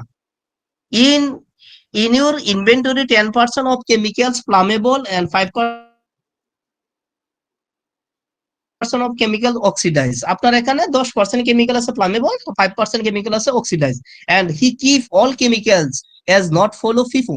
এবং সে কি করে, সে প্রত্যেকটা কেমিক্যালের আসলে ফিফো বলতে ফার্স্ট ইন ফার্স্ট আউট, সেইগুলো আসলে সে মেনটেন করে না। যেহেতু সে মেনটেন করতেছে না, মালিকের খুব কাছের লোক, সেই ক্ষেত্রে আপনার কথাও শুনতেছে না। এখন আপনি কি করবেন, সেই রুলটা আসলে এখানে কেস স্টাডি 4 এ আসছিল। জানি না এই কেস স্টাডি গুলো আপনাদের ফ্যাক্টরি গুলোতে কতটুকু রিলেভেন্ট আছে, বাট আমার কাছে মনে হয়েছে মোস্ট অফ দ্য ফ্যাক্টরি এই ধরনের কাজগুলো হয়ে থাকে। দ্যাটস ওয়াই আপনাদের বোঝার সুবিধার্থে কেস স্টাডি গুলো নেওয়া হয়েছে। আমি জানি অনেকেই ক্লান্ত, অনেকে আমাকে মনে মনে বকতেছেন যে স্যার আপনি আমাকে, সরি স্যার বলার দরকার না, ভাই বললেই হবে, যে ভাই আপনি যে ট্রেনিং আলোচনা করতেছেন, আমরা এর চেয়ে ভালো ভালো জানি, আপনার কাছ থেকে তেমন শেখার কিছু নাই। সরি, আমি বলবো যে আসলে আপনারা অনেকেই নলেজেবল, এখানে আমার চেয়ে অনেক নলেজেবল। আমি শুরুতেই বলেছিলাম যে আজকে আমরা নলেজ শেয়ার করতে আসছি, নট ট্রেনিং। কারণ ট্রেনিং হলে অনেক এক্সপার্টিস হতে হয়। I am not expert in chemical management. That's why আমি আমার যে প্র্যাকটিক্যাল যে এক্সপিরিয়েন্স গুলো আছে, সেই প্র্যাকটিক্যাল এক্সপিরিয়েন্স গুলো আপনাদের সাথে শেয়ার করতেছি। এই মুহূর্তে আমার পক্ষ থেকে সকলের জন্য চা বিরতি। আপনারা অনলাইনে চা খেয়ে নেন আমার পক্ষ থেকে। আপনাদেরকে চার বিরতি দিলাম 5 মিনিট। ভাই আমার একটা কোশ্চেন ছিল, সেটা জি, জি, প্রথম জি, যে বলুন। স্লাইডে আর কি, মানে ফার্স্ট যে স্লাইডটা আছে ওইটা আমার আরেকটু লাগবে, যে সেফটির যে অ্যাব্রিভিয়েশন আর কি, সেফটির অ্যাব্রিভিয়েশনটা মানে ওইটা এইটারে ওইটা দেবো। হ্যাঁ হ্যাঁ হ্যাঁ হ্যাঁ হ্যাঁ ঠিক আছে, আমি ওইটাতে যাচ্ছি, আপনারা নিয়ে নেন। আর হইলো এই যে এটা, হ্যাঁ এইটা এইটা এইটা স্যার আমরা জি। আর একটু চা খেয়ে নেন সবাই আমার পক্ষ থেকে, বিল করে ফাটাই দিন, বিল আমরা পাঠিয়ে একটা দেবো plan ইনশাআল্লাহ। আপনাকে স্যার, স্যার একটা কোয়ারি ছিল। জি জি, স্যার আমি আপনাকে pharmacy নক দিয়েছিলাম, যদি একটু টাকা অ্যাকসেপ্ট করতে না। অনলাইনে চা খেতে চাচ্ছেন না আমার কাছে, তাই না? স্যার চা খাচ্ছি আর নক করছি আর কি। আমি চার বিরতি দিলাম আপনাদেরকে, আর আপনারা কোয়েশ্চেন করতেছেন। আপনারা আমাকেও চা খাইতে দিবেন না, নেরাও খাবেন না। না একটা Okay, কোয়ারি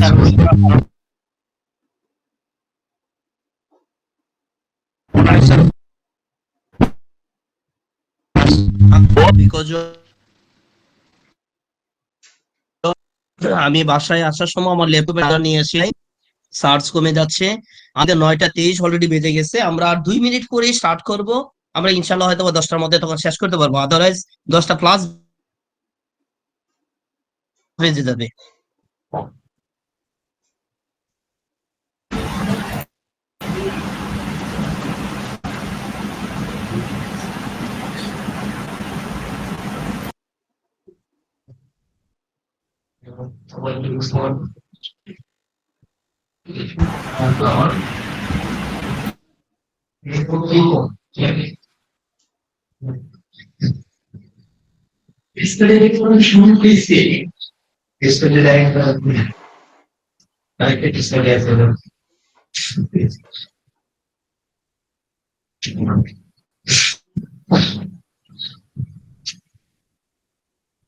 অনুমতি দিলে আমরা স্টার্ট করতে পারি।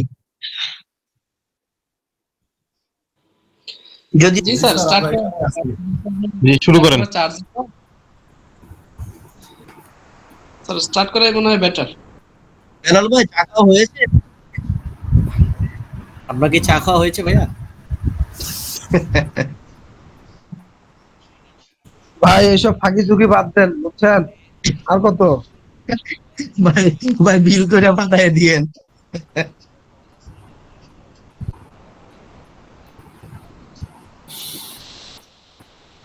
থ্যাংক ইউ সকলকে আবারও যে জয়েন করার জন্য। আমরা এখন কেমিক্যালের অন্য একটা পার্টে চলে আসতেছি। আমরা এতক্ষণ পিক্টোগ্রাম গুলো দেখেছিলাম, এখন আমরা একটু কেমিক্যালের লেবেলিং সম্পর্কে একটু জানার চেষ্টা করব, যে আসলে কেমিক্যালের লেবেলিং গুলো আসলে কেমন হওয়া উচিত। এখানে লেবেলিং সম্পর্কে বেশ কিছু ডিরেকশনে বলা আছে, এবং কেমিক্যালের লেবেলিং গুলো রেগুলেশনে বলা আছে যে কি ধরনের হতে হবে। আমরা দেখতে পাচ্ছি যে according to global harmonise system GHS যে লেভেলটা আছে সেটাতে 6টা কম্পাউন্ড থাকতে হবে একটা কেমিক্যালের গায়ে, লেবেলিং এ 6টা কম্পাউন্ড থাকতে হবে। তার মধ্যে বেশ কিছু পার্ট আমি পরের স্লাইড গুলোতে দেখাবো, আপনারা বাংলায় আছে দেখতে পাবেন। এখানে একটু ইংলিশে পাঠ আলোচনা করি। Label provided by chemical supplier, এটা অবশ্যই সাপ্লায়ার যিনি কেমিক্যাল সাপ্লাই দিবে উনি দিয়ে দেবে, এবং সেটা অ্যাটাচ থাকবে কেমিক্যালের প্যাকেজিং এর সময়। তখন এটা সার্কুলেশন যখন করবে তখন একটা লেবেলিং এর গায়ে ওই কেমিক্যালের ড্রাম অথবা কন্টেনারের গায়ে সেগুলো দেয়া থাকবে। একটা ওয়ার্নিং লেভেল থাকবে is to remind the employees, এটা এমপ্লয়িরা কিভাবে সতর্কতার সাথে কাজ করবে সেটার একটা রিমাইন্ডার দেয়া থাকবে। Secondary open container must ensure labelling, যখন আপনি সেকেন্ডারি কন্টেনমেন্ট গুলো আপনি কিভাবে ইউজ করবেন লেবেলিং এর ওর ক্ষেত্রে তার ইউজিং পয়েন্ট গুলোতে সেটা আপনার নির্দেশনা দেওয়া থাকবে। All lab chemical shall be labelled, এবং কি প্রত্যেকটা কেমিক্যালের লেবেল গুলো আপনার ইনশিওর দিবে। It should be local language, আপনারা যখন সেকশনে দিবেন, কারণ সেকশনে যারা আছে তারা ইংলিশটা হয়তো নাও বুঝতে পারে, সেই ক্ষেত্রে বলা আছে যে এটা আপনাকে লোকাল ল্যাঙ্গুয়েজে দেওয়ার জন্য, যাতে এমপ্লয়িরা সহজেই বুঝতে পারে। আমরা একটু দেখতে পাচ্ছি যে কেমিক্যালের আসলে লেবেলিং বিষয়টা কি। লেবেলিং হলো ছোট স্টিক যার মাধ্যমে কিছু তথ্য সংযুক্ত থাকে, যা কন্টেনারের গায়ে সংযুক্ত থাকে। একটি কেমিক্যালের নাম দেওয়া থাকে যাতে এই কেমিক্যালের কোন শ্রেণীর তা সংযুক্ত থাকে, এবং কি এটা একটা শ্রেণী বিন্যাসের মাধ্যমে বোঝানো হয়ে থাকে। আমরা যদি একটা লেবেলিং এর 6টা পার্ট আমরা বলেছিলাম যে 6টা জিনিস থাকবে, কোন 6টা জিনিস থাকবে সেটা হলো একটা লেবেলিং এ তার কোম্পানির নাম দেওয়া থাকবে, তার পিক্টোগ্রাম, আমরা যে পিক্টোগ্রাম গুলো দেখেছিলাম সেই পিক্টোগ্রাম গুলো দেওয়া থাকবে। এখন কিছু কিছু কেমিক্যাল থাকে সেই জায়গায় হয়তো আপনাকে নন হ্যাজার্ডাস কেমিক্যাল যেগুলো সেই ক্ষেত্রে আপনাকে পিক্টোগ্রাম নাও দেওয়া থাকতে পারে। ওয়ার্নিং সিম্বল গুলো দেওয়া থাকবে, সতর্ক বার্তা থাকবে, এবং ঝুঁকির বিবৃতি গুলো দেওয়া থাকবে। তারপর প্রিকশনারি কিছু ম্যাটার থাকে, যে সতর্কতামূলক ব্যবহার করতে গেলে কি ধরনের পূর্ব সতর্কতা আপনাকে অবলম্বন করতে হবে সেই ধরনের কিছু দিক নির্দেশনা থাকবে, এবং কোন সাপ্লায়ারের কাছ থেকে কেমিক্যালটা আসছে সেই তথ্যটাও দেওয়া থাকবে। এই হলো 6টা লেবেলিং এর মধ্যে 6টা উপাদান থাকে যা এখানে স্লাইডগুলো দেখা যাচ্ছে। স্লাইড আপনি স্লাইড শো আপনি করে একটু দেখেন রিজয়েন দেখা যাচ্ছে করেন ভাই, একটু রিজয়েন করেন। না বাকিদের কি দেখা যাচ্ছে? দেখা যাচ্ছে, স্লাইড দেখা যাচ্ছে স্যার। জি স্যার দেখা যাচ্ছে।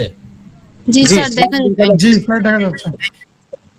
Thank you, thank you. Slide দেখা যাচ্ছে না। তাহলে আমরা দেখতেছি এখানে একটা লেবেলিং এ ডেঞ্জার সাইন দেওয়া আছে, ক্যাশ নাম্বার গুলো দেওয়া আছে, পিকটোগ্রাম দেওয়া আছে, তার ওয়ার্নিং সিম্বল গুলো দেওয়া আছে। আমরা যদি আরো মোর ডিটেলস দেখতে চাই, এরকম একটা লেভেল যে 6টা ইনফরমেশন কি কি থাকবে, তার পণ্যের নাম থাকবে, বিপদমূলক নির্দেশনা থাকবে, ঝুঁকির বার্তাগুলো থাকবে, সতর্কতামূলক বার্তা থাকবে, তার ঝুঁকির বিবৃতিগুলো থাকবে এবং তার expiry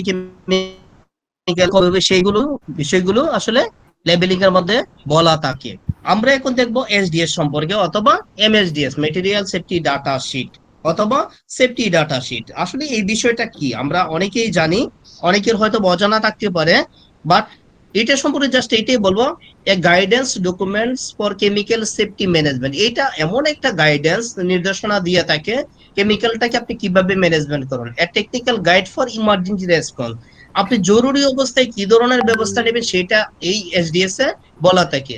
provides technical information for chemical SOP, standard operating procedure যেটা আছে সেইটাও আপনাকে দেওয়া থাকে, ইনফরমেশন গুলো দেওয়া থাকে। Basis of chemical registration and management, আপনি কেমিক্যালটাকে কিভাবে ম্যানেজমেন্ট করবেন সেই ইনফরমেশন গুলো আপনাকে এসডিএস এ দেওয়া থাকে।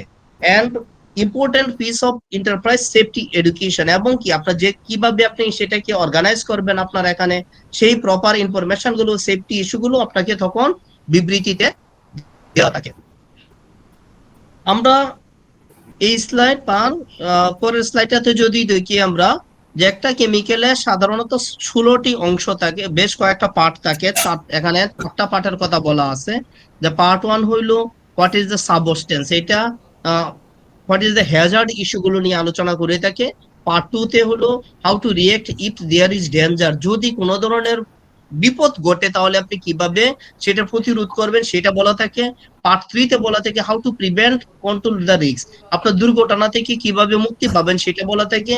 এবং পার্ট 4 এ বলা থাকে যে আদার্স ইনফরমেশন গুলো, আপনার টক্সিক ইনফরমেশন গুলো কিভাবে আপনি আপনার এখানে কমাবেন এবং আপনি সেটাকে কিভাবে হ্যান্ডলিং করবেন, কিভাবে ডিসপোজাল করবেন, এই ইনফরমেশন গুলো তখন দেয়া থাকে। আমরা দেখেছিলাম লেবেলিং এ 6টা পার্ট থাকে, বাট এসডিএস এ 16টা অংশ থাকে। এসডিএস এর টোটাল অংশ হলো 16টি। এইখানে 16টি অংশ দেওয়া আছে, আপনারা প্রয়োজনে স্ক্রিনশট নিয়ে রাখেন। বিস্তারিত আলোচনাতে আমি যাচ্ছি না সময় স্বল্পতার জন্য। সরি, আমরা অনেক সময় সেকশন গুলোতে আমরা বাংলায় করে দিই, ট্রান্সলেট করে দিই, লোকাল ল্যাঙ্গুয়েজে করে দিচ্ছি এসডিএস গুলো, যাতে তারা বুঝতে পারে। জাস্ট এখানে আপনাদের বোঝার সুবিধার্থে যে যখন আমরা বাংলায় ট্রান্সলেট করব এইরকম হওয়া উচিত যে আপনার পদার্থের নামগুলো কোনটা, কোন কোম্পানি থেকে আসছে, কোম্পানির ইনফরমেশন গুলো দেওয়া থাকবে, তারপর ঝুঁকির বিবৃতি গুলো দেওয়া থাকবে, স্বাস্থ্য ঝুঁকি আছে কিনা সেটা থাকবে, সিঙ্গেল ওয়ার্ড গুলো যে আপনি এক কথায় কি এটা ক্ষতিকারক না ঝুঁকিপূর্ণ না নন হ্যাজার্ডাস, এইটা বিষয়গুলো দেওয়া থাকবে। এবং প্রাথমিক চিকিৎসা গুলো টোটালি এই পার্টগুলোতে দেওয়া থাকবে। কেমিক্যালের নিরাপত্তা নিয়ে আমরা একটু দেখবো। আমরা এতক্ষণ লেবেলিং এবং এসডিএস সম্পর্কে দেখলাম যে লেবেলিং এর 6টা পার্ট থাকে এবং আমাদের এসডিএস এর 16টি অংশ থাকে। 16টি অংশের মধ্যে টোটাল কেমিক্যাল সম্পর্কে বিবরণী দেওয়া থাকে। এখন আমরা একটু দেখবো যে আসলে এই কেমিক্যালটা আসলে নিরাপত্তা কিভাবে আমাদের করতে হবে, নিরাপত্তাটা নিশ্চিত করতে হবে।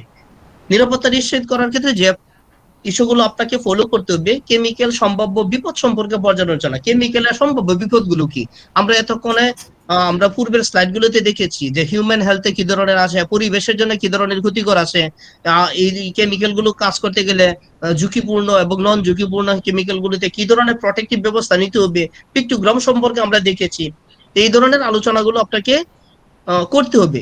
পর্যালোচনা শব্দটা আমরা জানি যে আলোচনা এবং পর্যালোচনা, আলোচনা হলো আমি যে এখন আপনাদের সাথে কথা বলছি এটা হলো আলোচনা, আর আপনারা যখন আরো 5 জনের সাথে কথা বলবেন সেটাকে বলা হবে পর্যালোচনা। যে এই আলোচনাটাকে যখন আপনি বিস্তার লাভ করবে সেটা হলো পর্যালোচনা।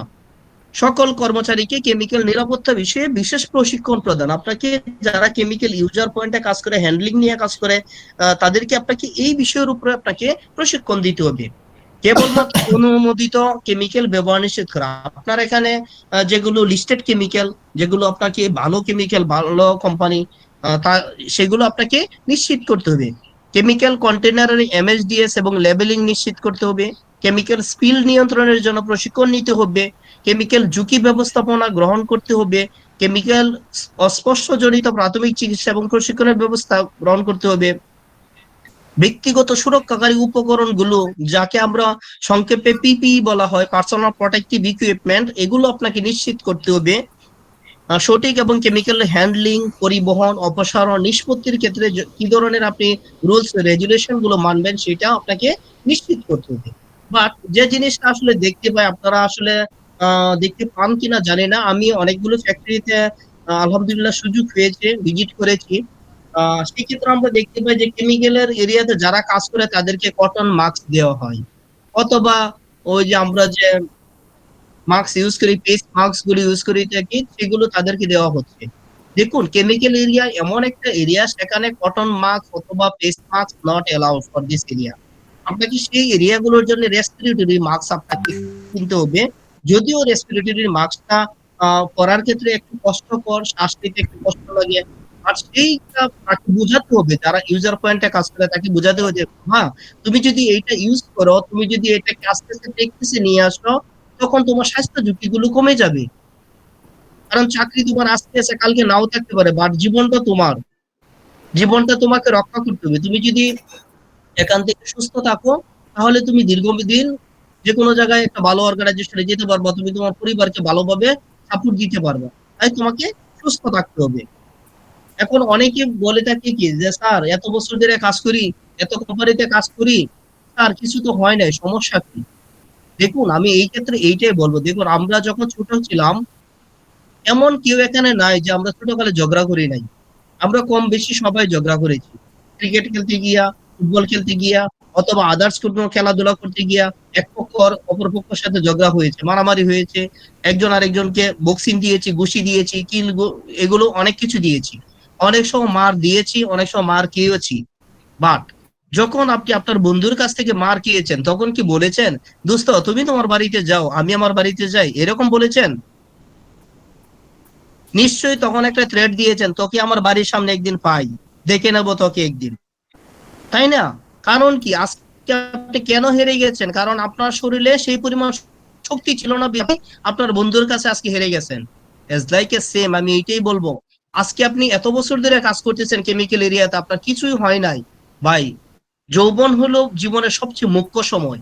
এই সময়ে আপনার মাস্ক না পরার কারণে, কেমিক্যাল জায়গায় আপনি সঠিক পিপি ব্যবহার করার কারণ না করার কারণে যে রিস্কটা হওয়ার কথা ছিল, যে রোগটা হওয়ার কথা ছিল, সে হয়তো বা হচ্ছে না, কারণ সে দুর্বল, আপনি এখন অনেক শক্তিশালী। আপনার কাছে এখন সে পারছে না, সে হেরে যাচ্ছে। বাট হেরে যাওয়ার সময় আমরা যেমন ছোটকালে বলেছিলাম তোকে একদিন দেখে নেব, সেও আপনাকে বলতেছে আমিও তোমাকে একদিন দেখে নেব। সেই দিনটা সামনে আছে আমাদের। আমরা প্রত্যেকে এখন যে যৌবন বয়সটা আছে, সেই যৌবন বয়সটা আপনার থাকবে না। এক সময় এই যৌবন আস্তে আস্তে হয়তো বার্ধক্য দিয়ে যাবে, তখন আপনি বুঝবেন যে আজকের দিনটা আপনার জন্য কতটা ইনফরমেটিভ ছিল, কতটা গুরুত্বপূর্ণ ছিল, কতটা আপনার সতর্ক থাকা উচিত ছিল। আমরা যদি গতকালকের যে দিনটা গেছে, সেই দিনটা আমরা আমাদের লাইফে কখনোই খুঁজে পাবো না। যদি ভালো কাজ করে থাকেন, সেটার আমল পাবেন, সেটার জন্য আপনি আখিরাতে সেটার জন্য আপনি বেনিফিট পাবেন। খারাপ কাজ করে থাকলে সেটার জন্য শাস্তি পাবেন। দ্যাটস ওয়াই আমি রিকোয়েস্ট করব, তাদেরকে বুঝাবেন যে বাবা তুমি তোমার স্বাস্থ্যটার প্রতি যত্নশীল হও, আদারওয়াইজ তোমার সামনে দিন আছে, সেই দিনটা অনেক ভয়াবহ।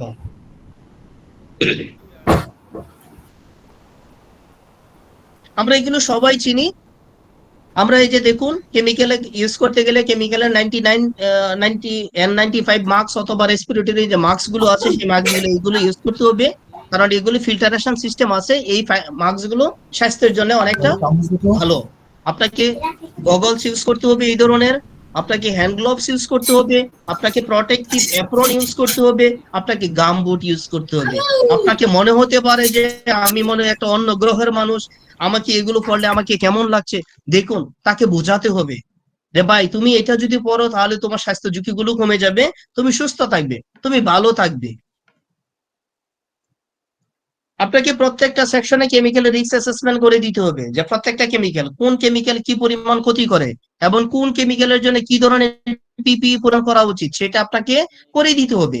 আপনি যদি করে দেন এবং একটা স্লাট তাদেরকে যদি টানিয়ে দেন যে তোমার এখানে এই 10টা কেমিক্যাল ইউজ হয়, এই 10টা কেমিক্যালে এই কেমিক্যালের জন্য এই ধরনের পিপিই ইউজ করতে হবে অ্যাজ পার দা স্ট্যান্ডার্ড আছে, আপনার যে এসডিএস আছে অ্যাজ পার এসডিএস অনুসারে আপনাকে এই ধরনের পিপিই ইউজ করতে হবে। এটা আপনারা তাকে দিয়ে দিবেন, প্রয়োজনে সেকশনে লেমিনেটিং করে অথবা প্রিন্টেড করে আপনি লাগিয়ে দিবেন যাতে তারা সতর্ক থাকে এবং সচেতন থাকে। যেহেতু কেমিক্যালের নিরাপত্তার মধ্যে আরেকটা পার্ট হলো এটা গুদামজাতকরণ। আমরা আসলে গুদামজাতকরণের ক্ষেত্রে কেমিক্যাল গুলো তখন যে বিষয়গুলো আপনাকে সতর্ক থাকতে হবে, বিশেষ করে পর্যাপ্ত বায়ু সঞ্চালন ব্যবস্থা আছে কিনা, আপনার এখানে ভেন্টিলেশন সিস্টেমটা কেমন সেটা দেখতে হবে যে আপনার এখানে ভেন্টিলেশন সিস্টেম কেন, পর্যাপ্ত আলো বাতাস ভিতরে ঢোকার ব্যবস্থা আছে কিনা, আপনার ফ্লোরটা সমতল কিনা সেটা দেখবেন, যে না উঁচু নিচু নাই ওইরকম, পর্যাপ্ত আলোর ব্যবস্থা আছে কিনা সেটা দেখতে হবে। ইমার্জেন্সি ড্রেন ইটিপির সাথে সংযুক্ত থাকতে হবে, যে যদি কোনো কারণে সেটা স্পিলেস হয় সেটা যেন ইটিপিতে চলে যেতে পারে। অগ্নি নির্বাপন ব্যবস্থাগুলোকে সচল রাখতে হবে। সেলফ ক্যাবিনেট এবং কি সেকেন্ডারি কন্টেইনমেন্ট গুলোকে আপনাকে অ্যাক্টিভ রাখতে হবে। গুদামজাতকরণের ক্ষেত্রে এই নির্দেশনাগুলো আপনাকে মেনে চলতে হবে।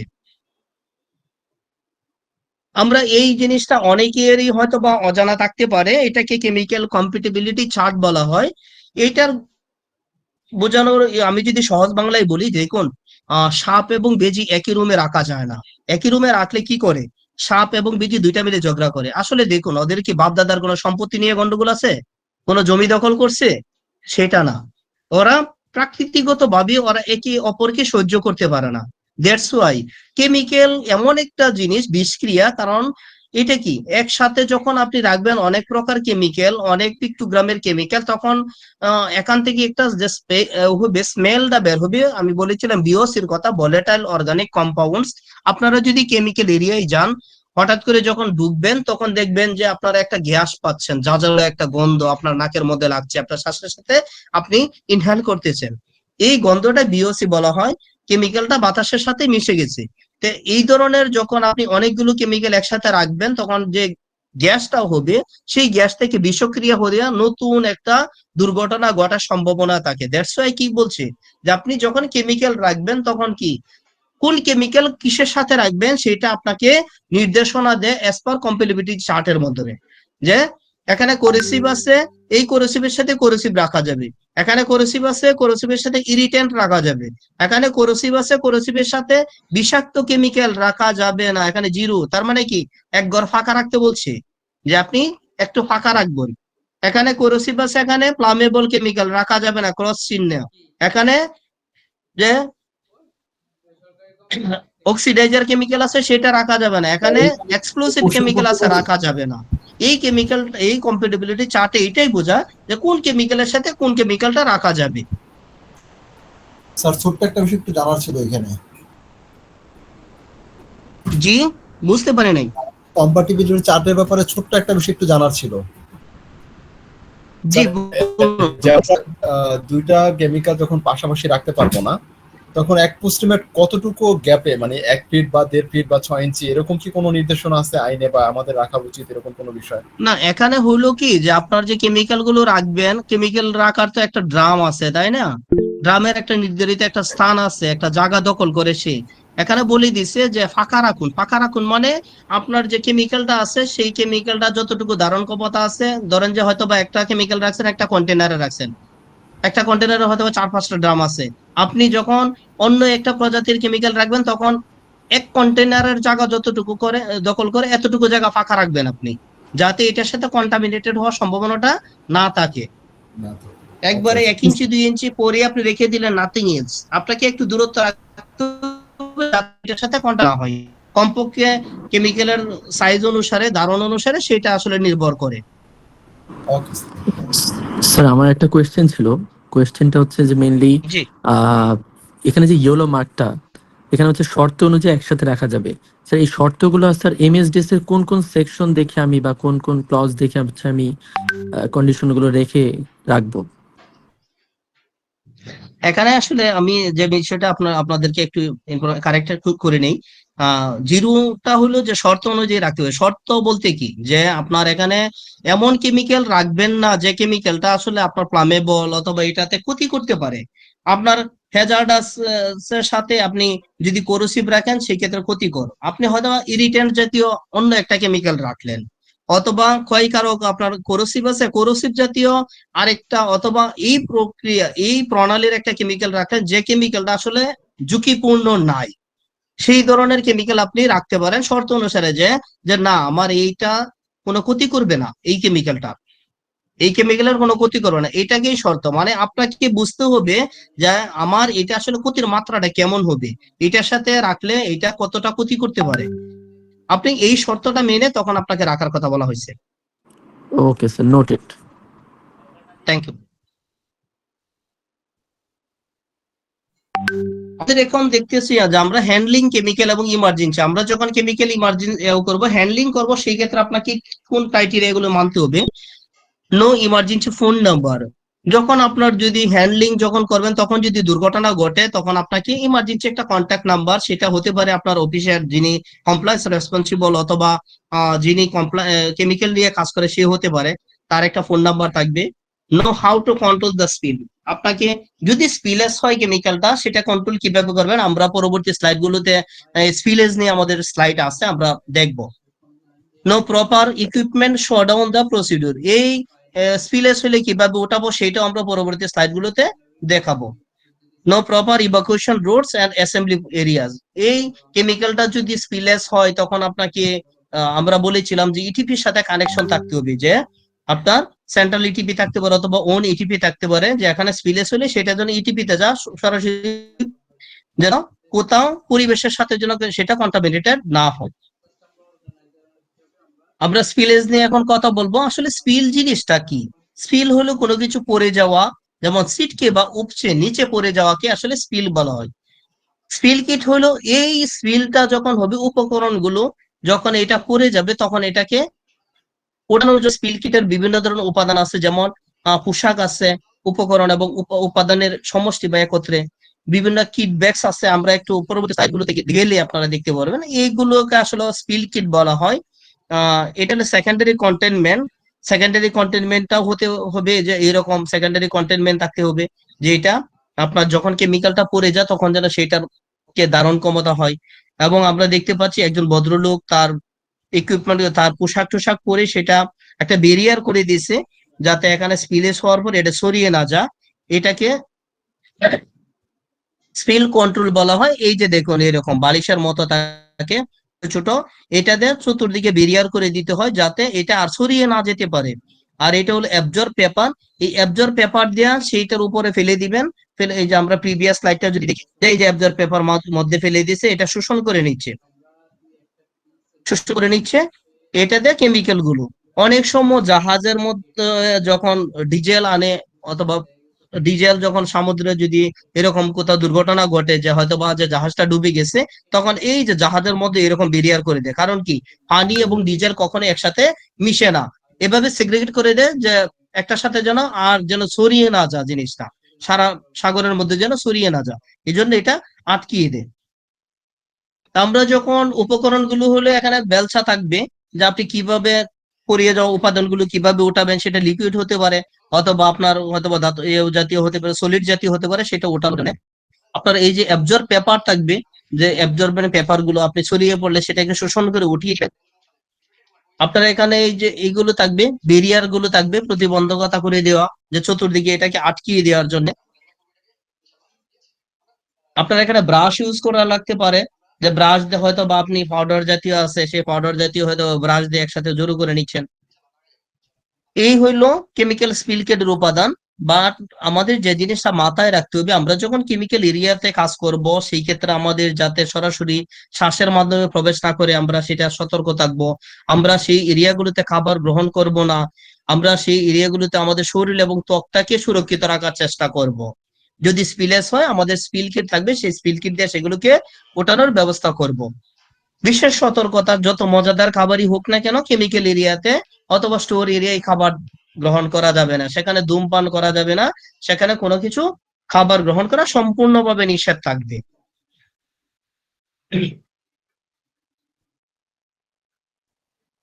আপনার বিভিন্ন ধরনের সিমটম আসতে পারে যখন আপনার এক্সপোজার হয়ে যাবে, ছড়িয়ে পড়বে, শরীরে লাগতে পারে, তখন আপনার চোখে পড়তে পারে, আপনার শ্বাসকষ্ট হতে পারে, আপনার মাথা ব্যথা হতে পারে, আপনার বমি ভাব হতে পারে, আপনার ত্বকের মধ্যে চুলকানো হতে পারে। সেইগুলোকে তো আপনাকে ব্যবস্থা নিয়ে কাজ করতে হবে। এখন আমরা দেখবো যদি কেমিক্যাল আসলে চোখে লাগে, যে আপনার চোখে লেগে গেছে, এখন আপনি কি করবেন? যে আপনার চোখে কেমিক্যালটা লাগছে, তাহলে কি করতে হবে? চোখের পাতাটা জোরপূর্বক ভাবে খোলা রাখতে হবে, যে চোখের যে পাতাগুলো আছে এগুলোকে খুলে রাখতে হবে। চোখ ধৌতকরণ স্থানে আমাদের যে আইওয়াশ স্টেশন আছে অথবা পানির কোনো উৎস জায়গায় ঠান্ডা পানি দিতে হবে, সেই চোখটাকে সুন্দর করে ধুয়ে নিতে হবে। অন্তত 20 মিনিট সেই চোখে পানি দিতে হবে, ঠান্ডা পানি, এখানে গরম পানি দেওয়া যাবে না। হাত বা শরীর থেকে কেমিক্যাল ধৌত করতে হবে, শাওয়ার ব্যবহার করতে হবে। শাওয়ার যেটা হলো আমরা যেমন বাসা বাড়িতে গোসল করি, শাওয়ার, যে আপনার শরীরে লাগছে তখন আপনি শাওয়ার ব্যবহার করে গোসল করে নেবেন। আপনার যদি কন্টাক্ট লেন্স থাকে, আপনার চোখের মধ্যে যদি কোনো লেন্স ইউজ করে থাকেন, এটাকে খুলে ফেলতে হবে। চোখটাকে তখন ঘষা মাজা করা যাবে না, ডাক্তারের পরামর্শ ব্যতীত কোনো মলম ব্যবহার করা যাবে না, দ্রুত ডাক্তারের কাছে যেতে হবে। এবং আপনি, যিনি ডক্টর, তার উচিত হবে অ্যাজ পার এমএসডিএস অনুসারে সেই ধরনের ব্যবস্থাগুলো নেওয়া। এটা হলো চোখে লাগার ক্ষেত্রে। আমরা এখন দেখবো যদি সেটা ত্বকে লাগে তাহলে কি করব। ত্বকে লাগলে, যে আমার শরীরে তো কেমিক্যাল পড়ে গেছে, তার মানে কি চিৎকার চেঁচামেচি করা যাবে না, সেই মুহূর্তে শান্ত থাকতে হবে। কেমিক্যাল আক্রান্ত কাপড়গুলো, যে আমার যেটাতে কাপড়, যে কাপড়ে লেগে গেছে সেটাকে খুলে ফেলতে হবে, শাওয়ার বা অন্য কোনো পানির উৎস দ্বারা আপনাকে ধুয়ে ফেলতে হবে। আক্রান্ত স্থানে কমপক্ষে 15 মিনিট পানি দিতে হবে। উপশমকারী কেমিক্যাল অথবা ক্রিম বা লোশন ব্যবহার করতে হবে, এবং কি ডাক্তারের পরামর্শ নিতে হবে অ্যাজ পার কেমিক্যালের এমএসডিএস অনুসারে। আমরা আরেকটা কেস স্টাডিতে আসছি। আমি জানি না আপনারা এখনো সজাগ আছেন না ঘুমিয়ে পড়ছেন অনেকেই। আমি দেখতেও পাচ্ছি না কয়জন এই মুহূর্তে আসলে আমাদের সাথে আছে। স্যার আমরা যেহেতু আমি সজাগ সাইটে আছি। কন্টিনিউ। 48 থ্যাংক ইউ যারা সজাগ আছেন এখনো। আমরা কেস স্টাডিটা কি একটু আলোচনা করব? জি জি জি। যদি আলোচনা না করি তাহলে হয়তো আপনারা স্ক্রিনশট নিয়ে রাখতে পারেন, আর যদি বলেন যে না ঠিক আছে আমরা একটু আলোচনা করি, তাহলে আমরা আলোচনা যেতে পারি। কেস স্টাডি গুলো কিন্তু আমাদের ফ্যাক্টরিতে ঘটে, অন্য ফ্যাক্টরিতে ঘটে কিনা জানি না। এর আগে যে 4টা কেস স্টাডি আপনি আলোচনা করেন এগুলো আমাদের ফ্যাক্টরিতে কমন অ্যাফেয়ার্স এর মতো আর কি। ভাইয়া এগুলো আসলে দেখা যাচ্ছে যে মোস্ট অফ দা ফ্যাক্টরির সাথে মিলে যাবে। আমি তো এই জন্য বলেছিলাম যে আমি আমার আজকের আলোচনাটা টোটাল হলো যে প্র্যাকটিক্যাল লাইফের। আমি কোনো কেমিক্যালের এক্সপার্ট না, ওইটার উপর কোনো স্পেশাল ডিগ্রিও আমার নাই, আমার কাজ করতে করতেই হয়েছে। দ্যাটস ওয়াই যেহেতু আমি প্র্যাকটিক্যাল থেকে এসেছি, আমি এই প্র্যাকটিক্যাল নিয়ে আলোচনাটা করেছি এবং কেস স্টাডি গুলো সাজানো হয়েছে। যাই হোক আমরা একটু কেস স্টাডিটা দেখি। কেস স্টাডি 1-এ বলা আছে, company directly business with your company, আপনার সাথে একটা ভালো প্রতিষ্ঠান কেমিক্যাল কোম্পানি কাজ করে, and 43% of chemical has been used in production process, আপনাকে ওই রিনাউন কোম্পানির 43% কেমিক্যাল আপনি ইউজ করেন আপনার কোম্পানিতে। Noted that chemical company did not provided MRSL documents, আপনাকে এমআরএসএল এর ডকুমেন্টস দেয় নাই। এন্ড আস্কিং ভেরিফিকেশন পার্ট, যখন আপনি তাকে কোশ্চেন করেছেন, that has a huge risk for your company, আপনাকে সে এগুলো দিচ্ছে না, যার ফলে কি আপনার কোম্পানিটা অনেকটা রিস্কে আছে। As a responsible compliance manager what would be your role? যেহেতু আপনি তার সাথে 43% কেমিক্যাল আনতেছেন, তার সাথে ভালো একটা সুসম্পর্ক আছে ওই কেমিক্যাল কোম্পানির সাথে, বাট আপনার এমআরএসএল এর যে ডকুমেন্টস গুলো আছে তার কাছে আপনি বারবার চেয়েছেন, বাট সে আপনাকে দিচ্ছে না। এখন এজ এ কমপ্লায়েন্স ম্যানেজার হিসেবে অথবা কেমিক্যাল রেসপন্সিবল হিসেবে অথবা পারচেজ ম্যানেজার হিসেবে অথবা আপনার এই মুহূর্তে আপনার আসলে করণীয় কি, আপনি সেই কোম্পানির সাথে কি করবেন, এইটা নিয়ে একটা কেস স্টাডি ছিল। সেকেন্ড ইস্যু হলো, one of your influential buyer, আপনার খুব একটা স্বনামধন্য বায়ার রেজড এ ক্লেম, একটা আপনার কাছে অভিযোগ করছে, as they detected some banned substance in your shipped product. আপনার যে শিপমেন্ট যে পাঠাইছেন সেই শিপমেন্টের মাধ্যমে কিছু সাবস্টেন্স হয়েছে যেগুলো কি ব্যান্ড, মানে কি আপনাকে এগুলো চলে না, এরকম যে যেগুলো নিষিদ্ধ ছিল সেই ধরনের কিছু আপনার সাবস্টেন্স পাইছে আপনার প্রোডাক্টের মাধ্যমে। দে ক্লেম 8 কোটি টাকা, আপনাকে তারা কি করছে 8 কোটি টাকা তারা আপনাকে দাবি করছে, যে জরিমানা ধরছে, যে আপনার প্রোডাক্ট, আপনার যে শিপমেন্ট দিয়েছেন এই শিপমেন্টের মধ্যে আমরা ক্ষতিকর জিনিস পেয়েছি যা আমাদের আসলে আমরা নিতে পারছি না, এটা হিউম্যান হেলথের জন্য অনেক ক্ষতিকর। সে আপনাকে 8 কোটি টাকা দাবি করছে, ক্লেম করছে আপনার নামে। as you did risk analysis, আপনি একটা রিস্ক অ্যানালাইজ করছেন, only one chemical having threat, আপনার এখানে মাত্র একটা কেমিক্যাল ছিল যেটা খুবই ক্ষতিকর opportunity, but noted this chemical may not guilty, কিন্তু এই কেমিক্যাল গুলো আসলে এতটা গিল্ডি না, ওভার প্রেজেন্স মানে বর্তমানে এতটা ক্ষতিকর না, অফ ইউর প্রোডাক্ট RSL, আপনার যে রেস্ট্রিকশন সাবস্টেন্স লিস্ট আছে সেই অনুসারে আসলে এতটা ক্ষতিকর না। ইউ আর এ কনফিউজড, আপনি তখন তো কনফিউজ হয়ে গেলেন যে আসলে কোম্পানি বললো আমার কেমিক্যালের মধ্যে MRSL পাইছে, বাট আমি RSL টেস্ট করে তো দেখলাম যে আসলে আমার এখানে তো কোনো ক্লেম নাই, আমার কেমিক্যাল তো আসলে ওইরকম কিছু নাই মুহূর্তে। The threat chemical having all documents, আপনি কি করলেন সবগুলো ডকুমেন্ট চেক করলেন এবং চেক করে দেখলেন যে ইটস ওকে, সব ঠিক আছে। This chemical is under your phase out chemical plan, আপনাকে আপনি দেখলেন যে আসলে এই কেমিক্যালটা যখন ডকুমেন্ট চেক করছেন এই কেমিক্যালটা আপনার ফেজ আউট কেমিক্যালে ছিল, যা আসলে আপনারা প্রোডাকশনে চালাবেন এই রকমের কেমিক্যাল এটা ছিল না, বাট প্রোডাকশন ম্যানেজার কি করছে এই কেমিক্যালটা চালাইছে, চালায়া প্রোডাক্টের সমস্যাটা সৃষ্টি করছে। As responsible what you will be solve this issue এবং handle this issue, as a manager হিসেবে তখন আপনি আসলে কি ধরনের কাজ করবেন, এইটাই আসলে এই কেস স্টাডির লক্ষ্যটা ছিল।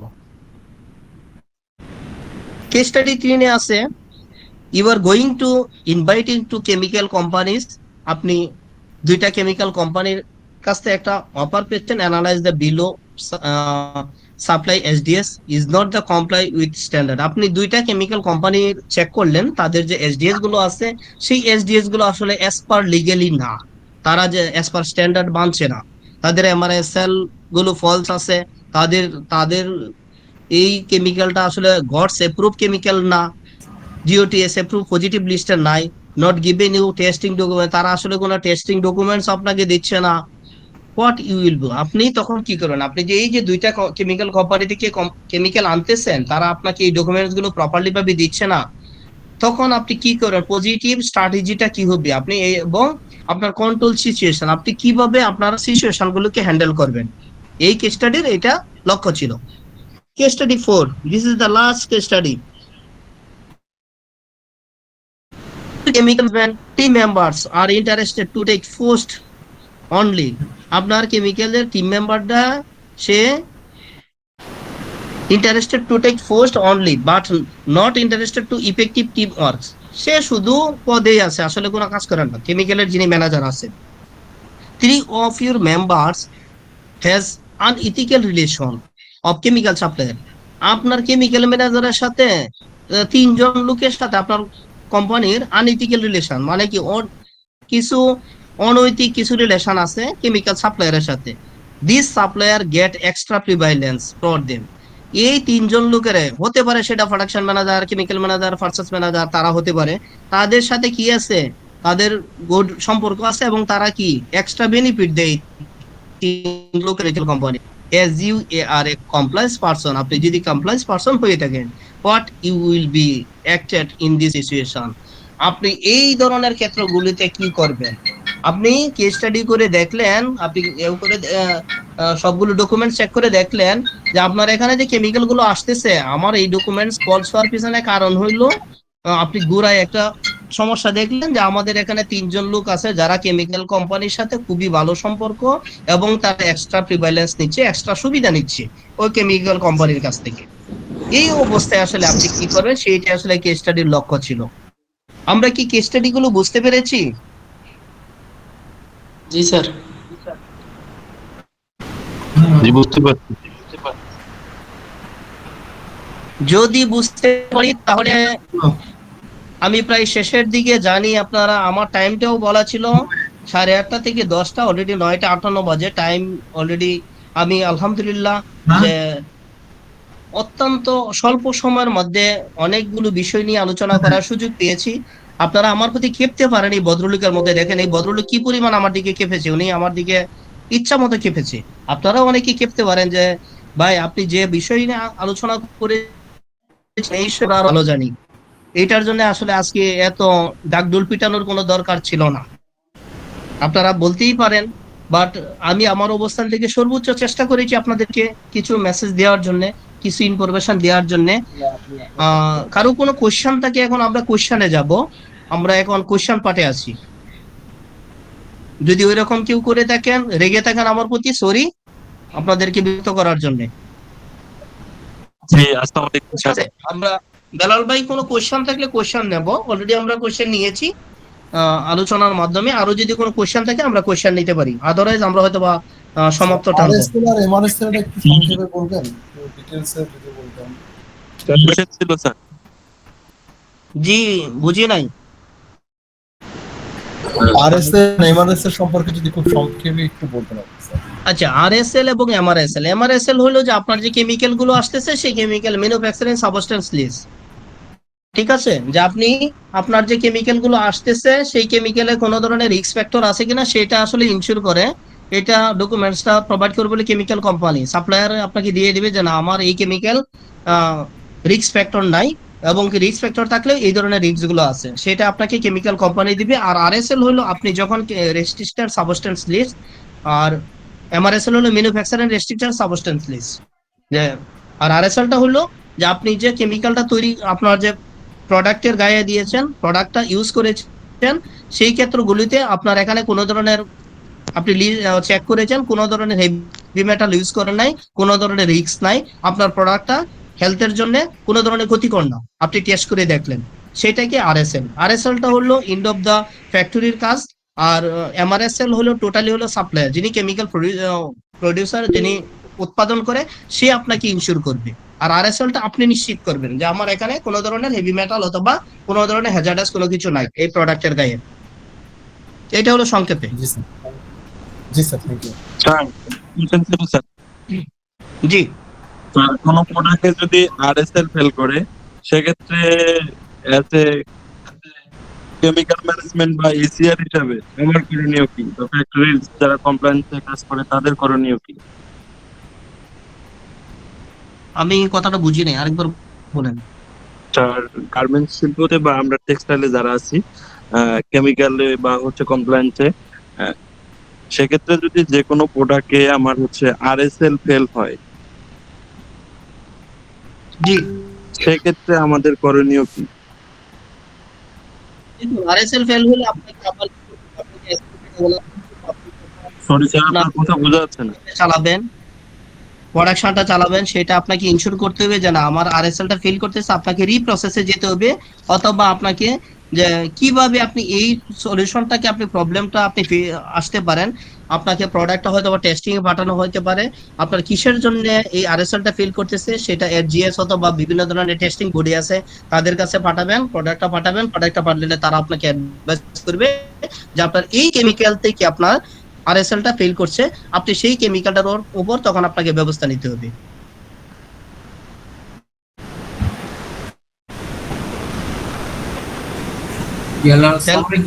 বেলাল ভাই আছেন? হ্যালো, আসসালামু আলাইকুম। জি, ওয়ালাইকুম আসসালাম। আমার একটা প্রশ্ন ছিল, সেটা হচ্ছে বিহেভ বা ক্লিন চেনের বিষয়, আমি কি প্রশ্ন করতে পারবো? আচ্ছা, বিহেভ এবং ওই পার্টগুলো আজকে আমার পার্টে ছিল না, আমার শুরুতেই একটা বলা ছিল যে আজকে আমরা এই বিষয় কেন্দ্রিক আলোচনা করব। ওকে, থ্যাংক ইউ। বিহেভ বলেন, ক্লিন চেন বলেন, এই পার্টগুলো আসলে আজকে আমাদের পার্ট না।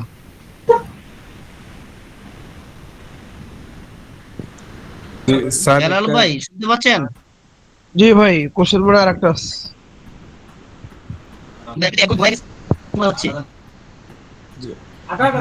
স্যার শুনতে পাচ্ছেন?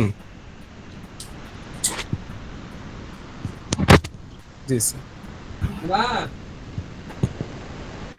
জি, আপনাকে আমরা শুনতে পাচ্ছি, আপনার কোশ্চেনটা করেন। স্যার আপনার সাথে পার্সোনালি মানে কন্ট্যাক্ট করার কোনো মাধ্যম আছে sir?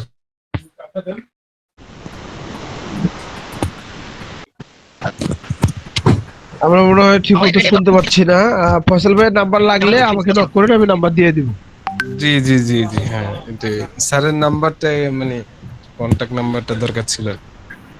Okay, thank you everybody. সবাইকে অসংখ্য ধন্যবাদ আমাদের আজকের সেশনে জয়েন করার জন্য। পরবর্তীতে আমাদের আরো অনেক সেশন আছে, সেগুলোতে আপনারা জয়েন করবেন এবং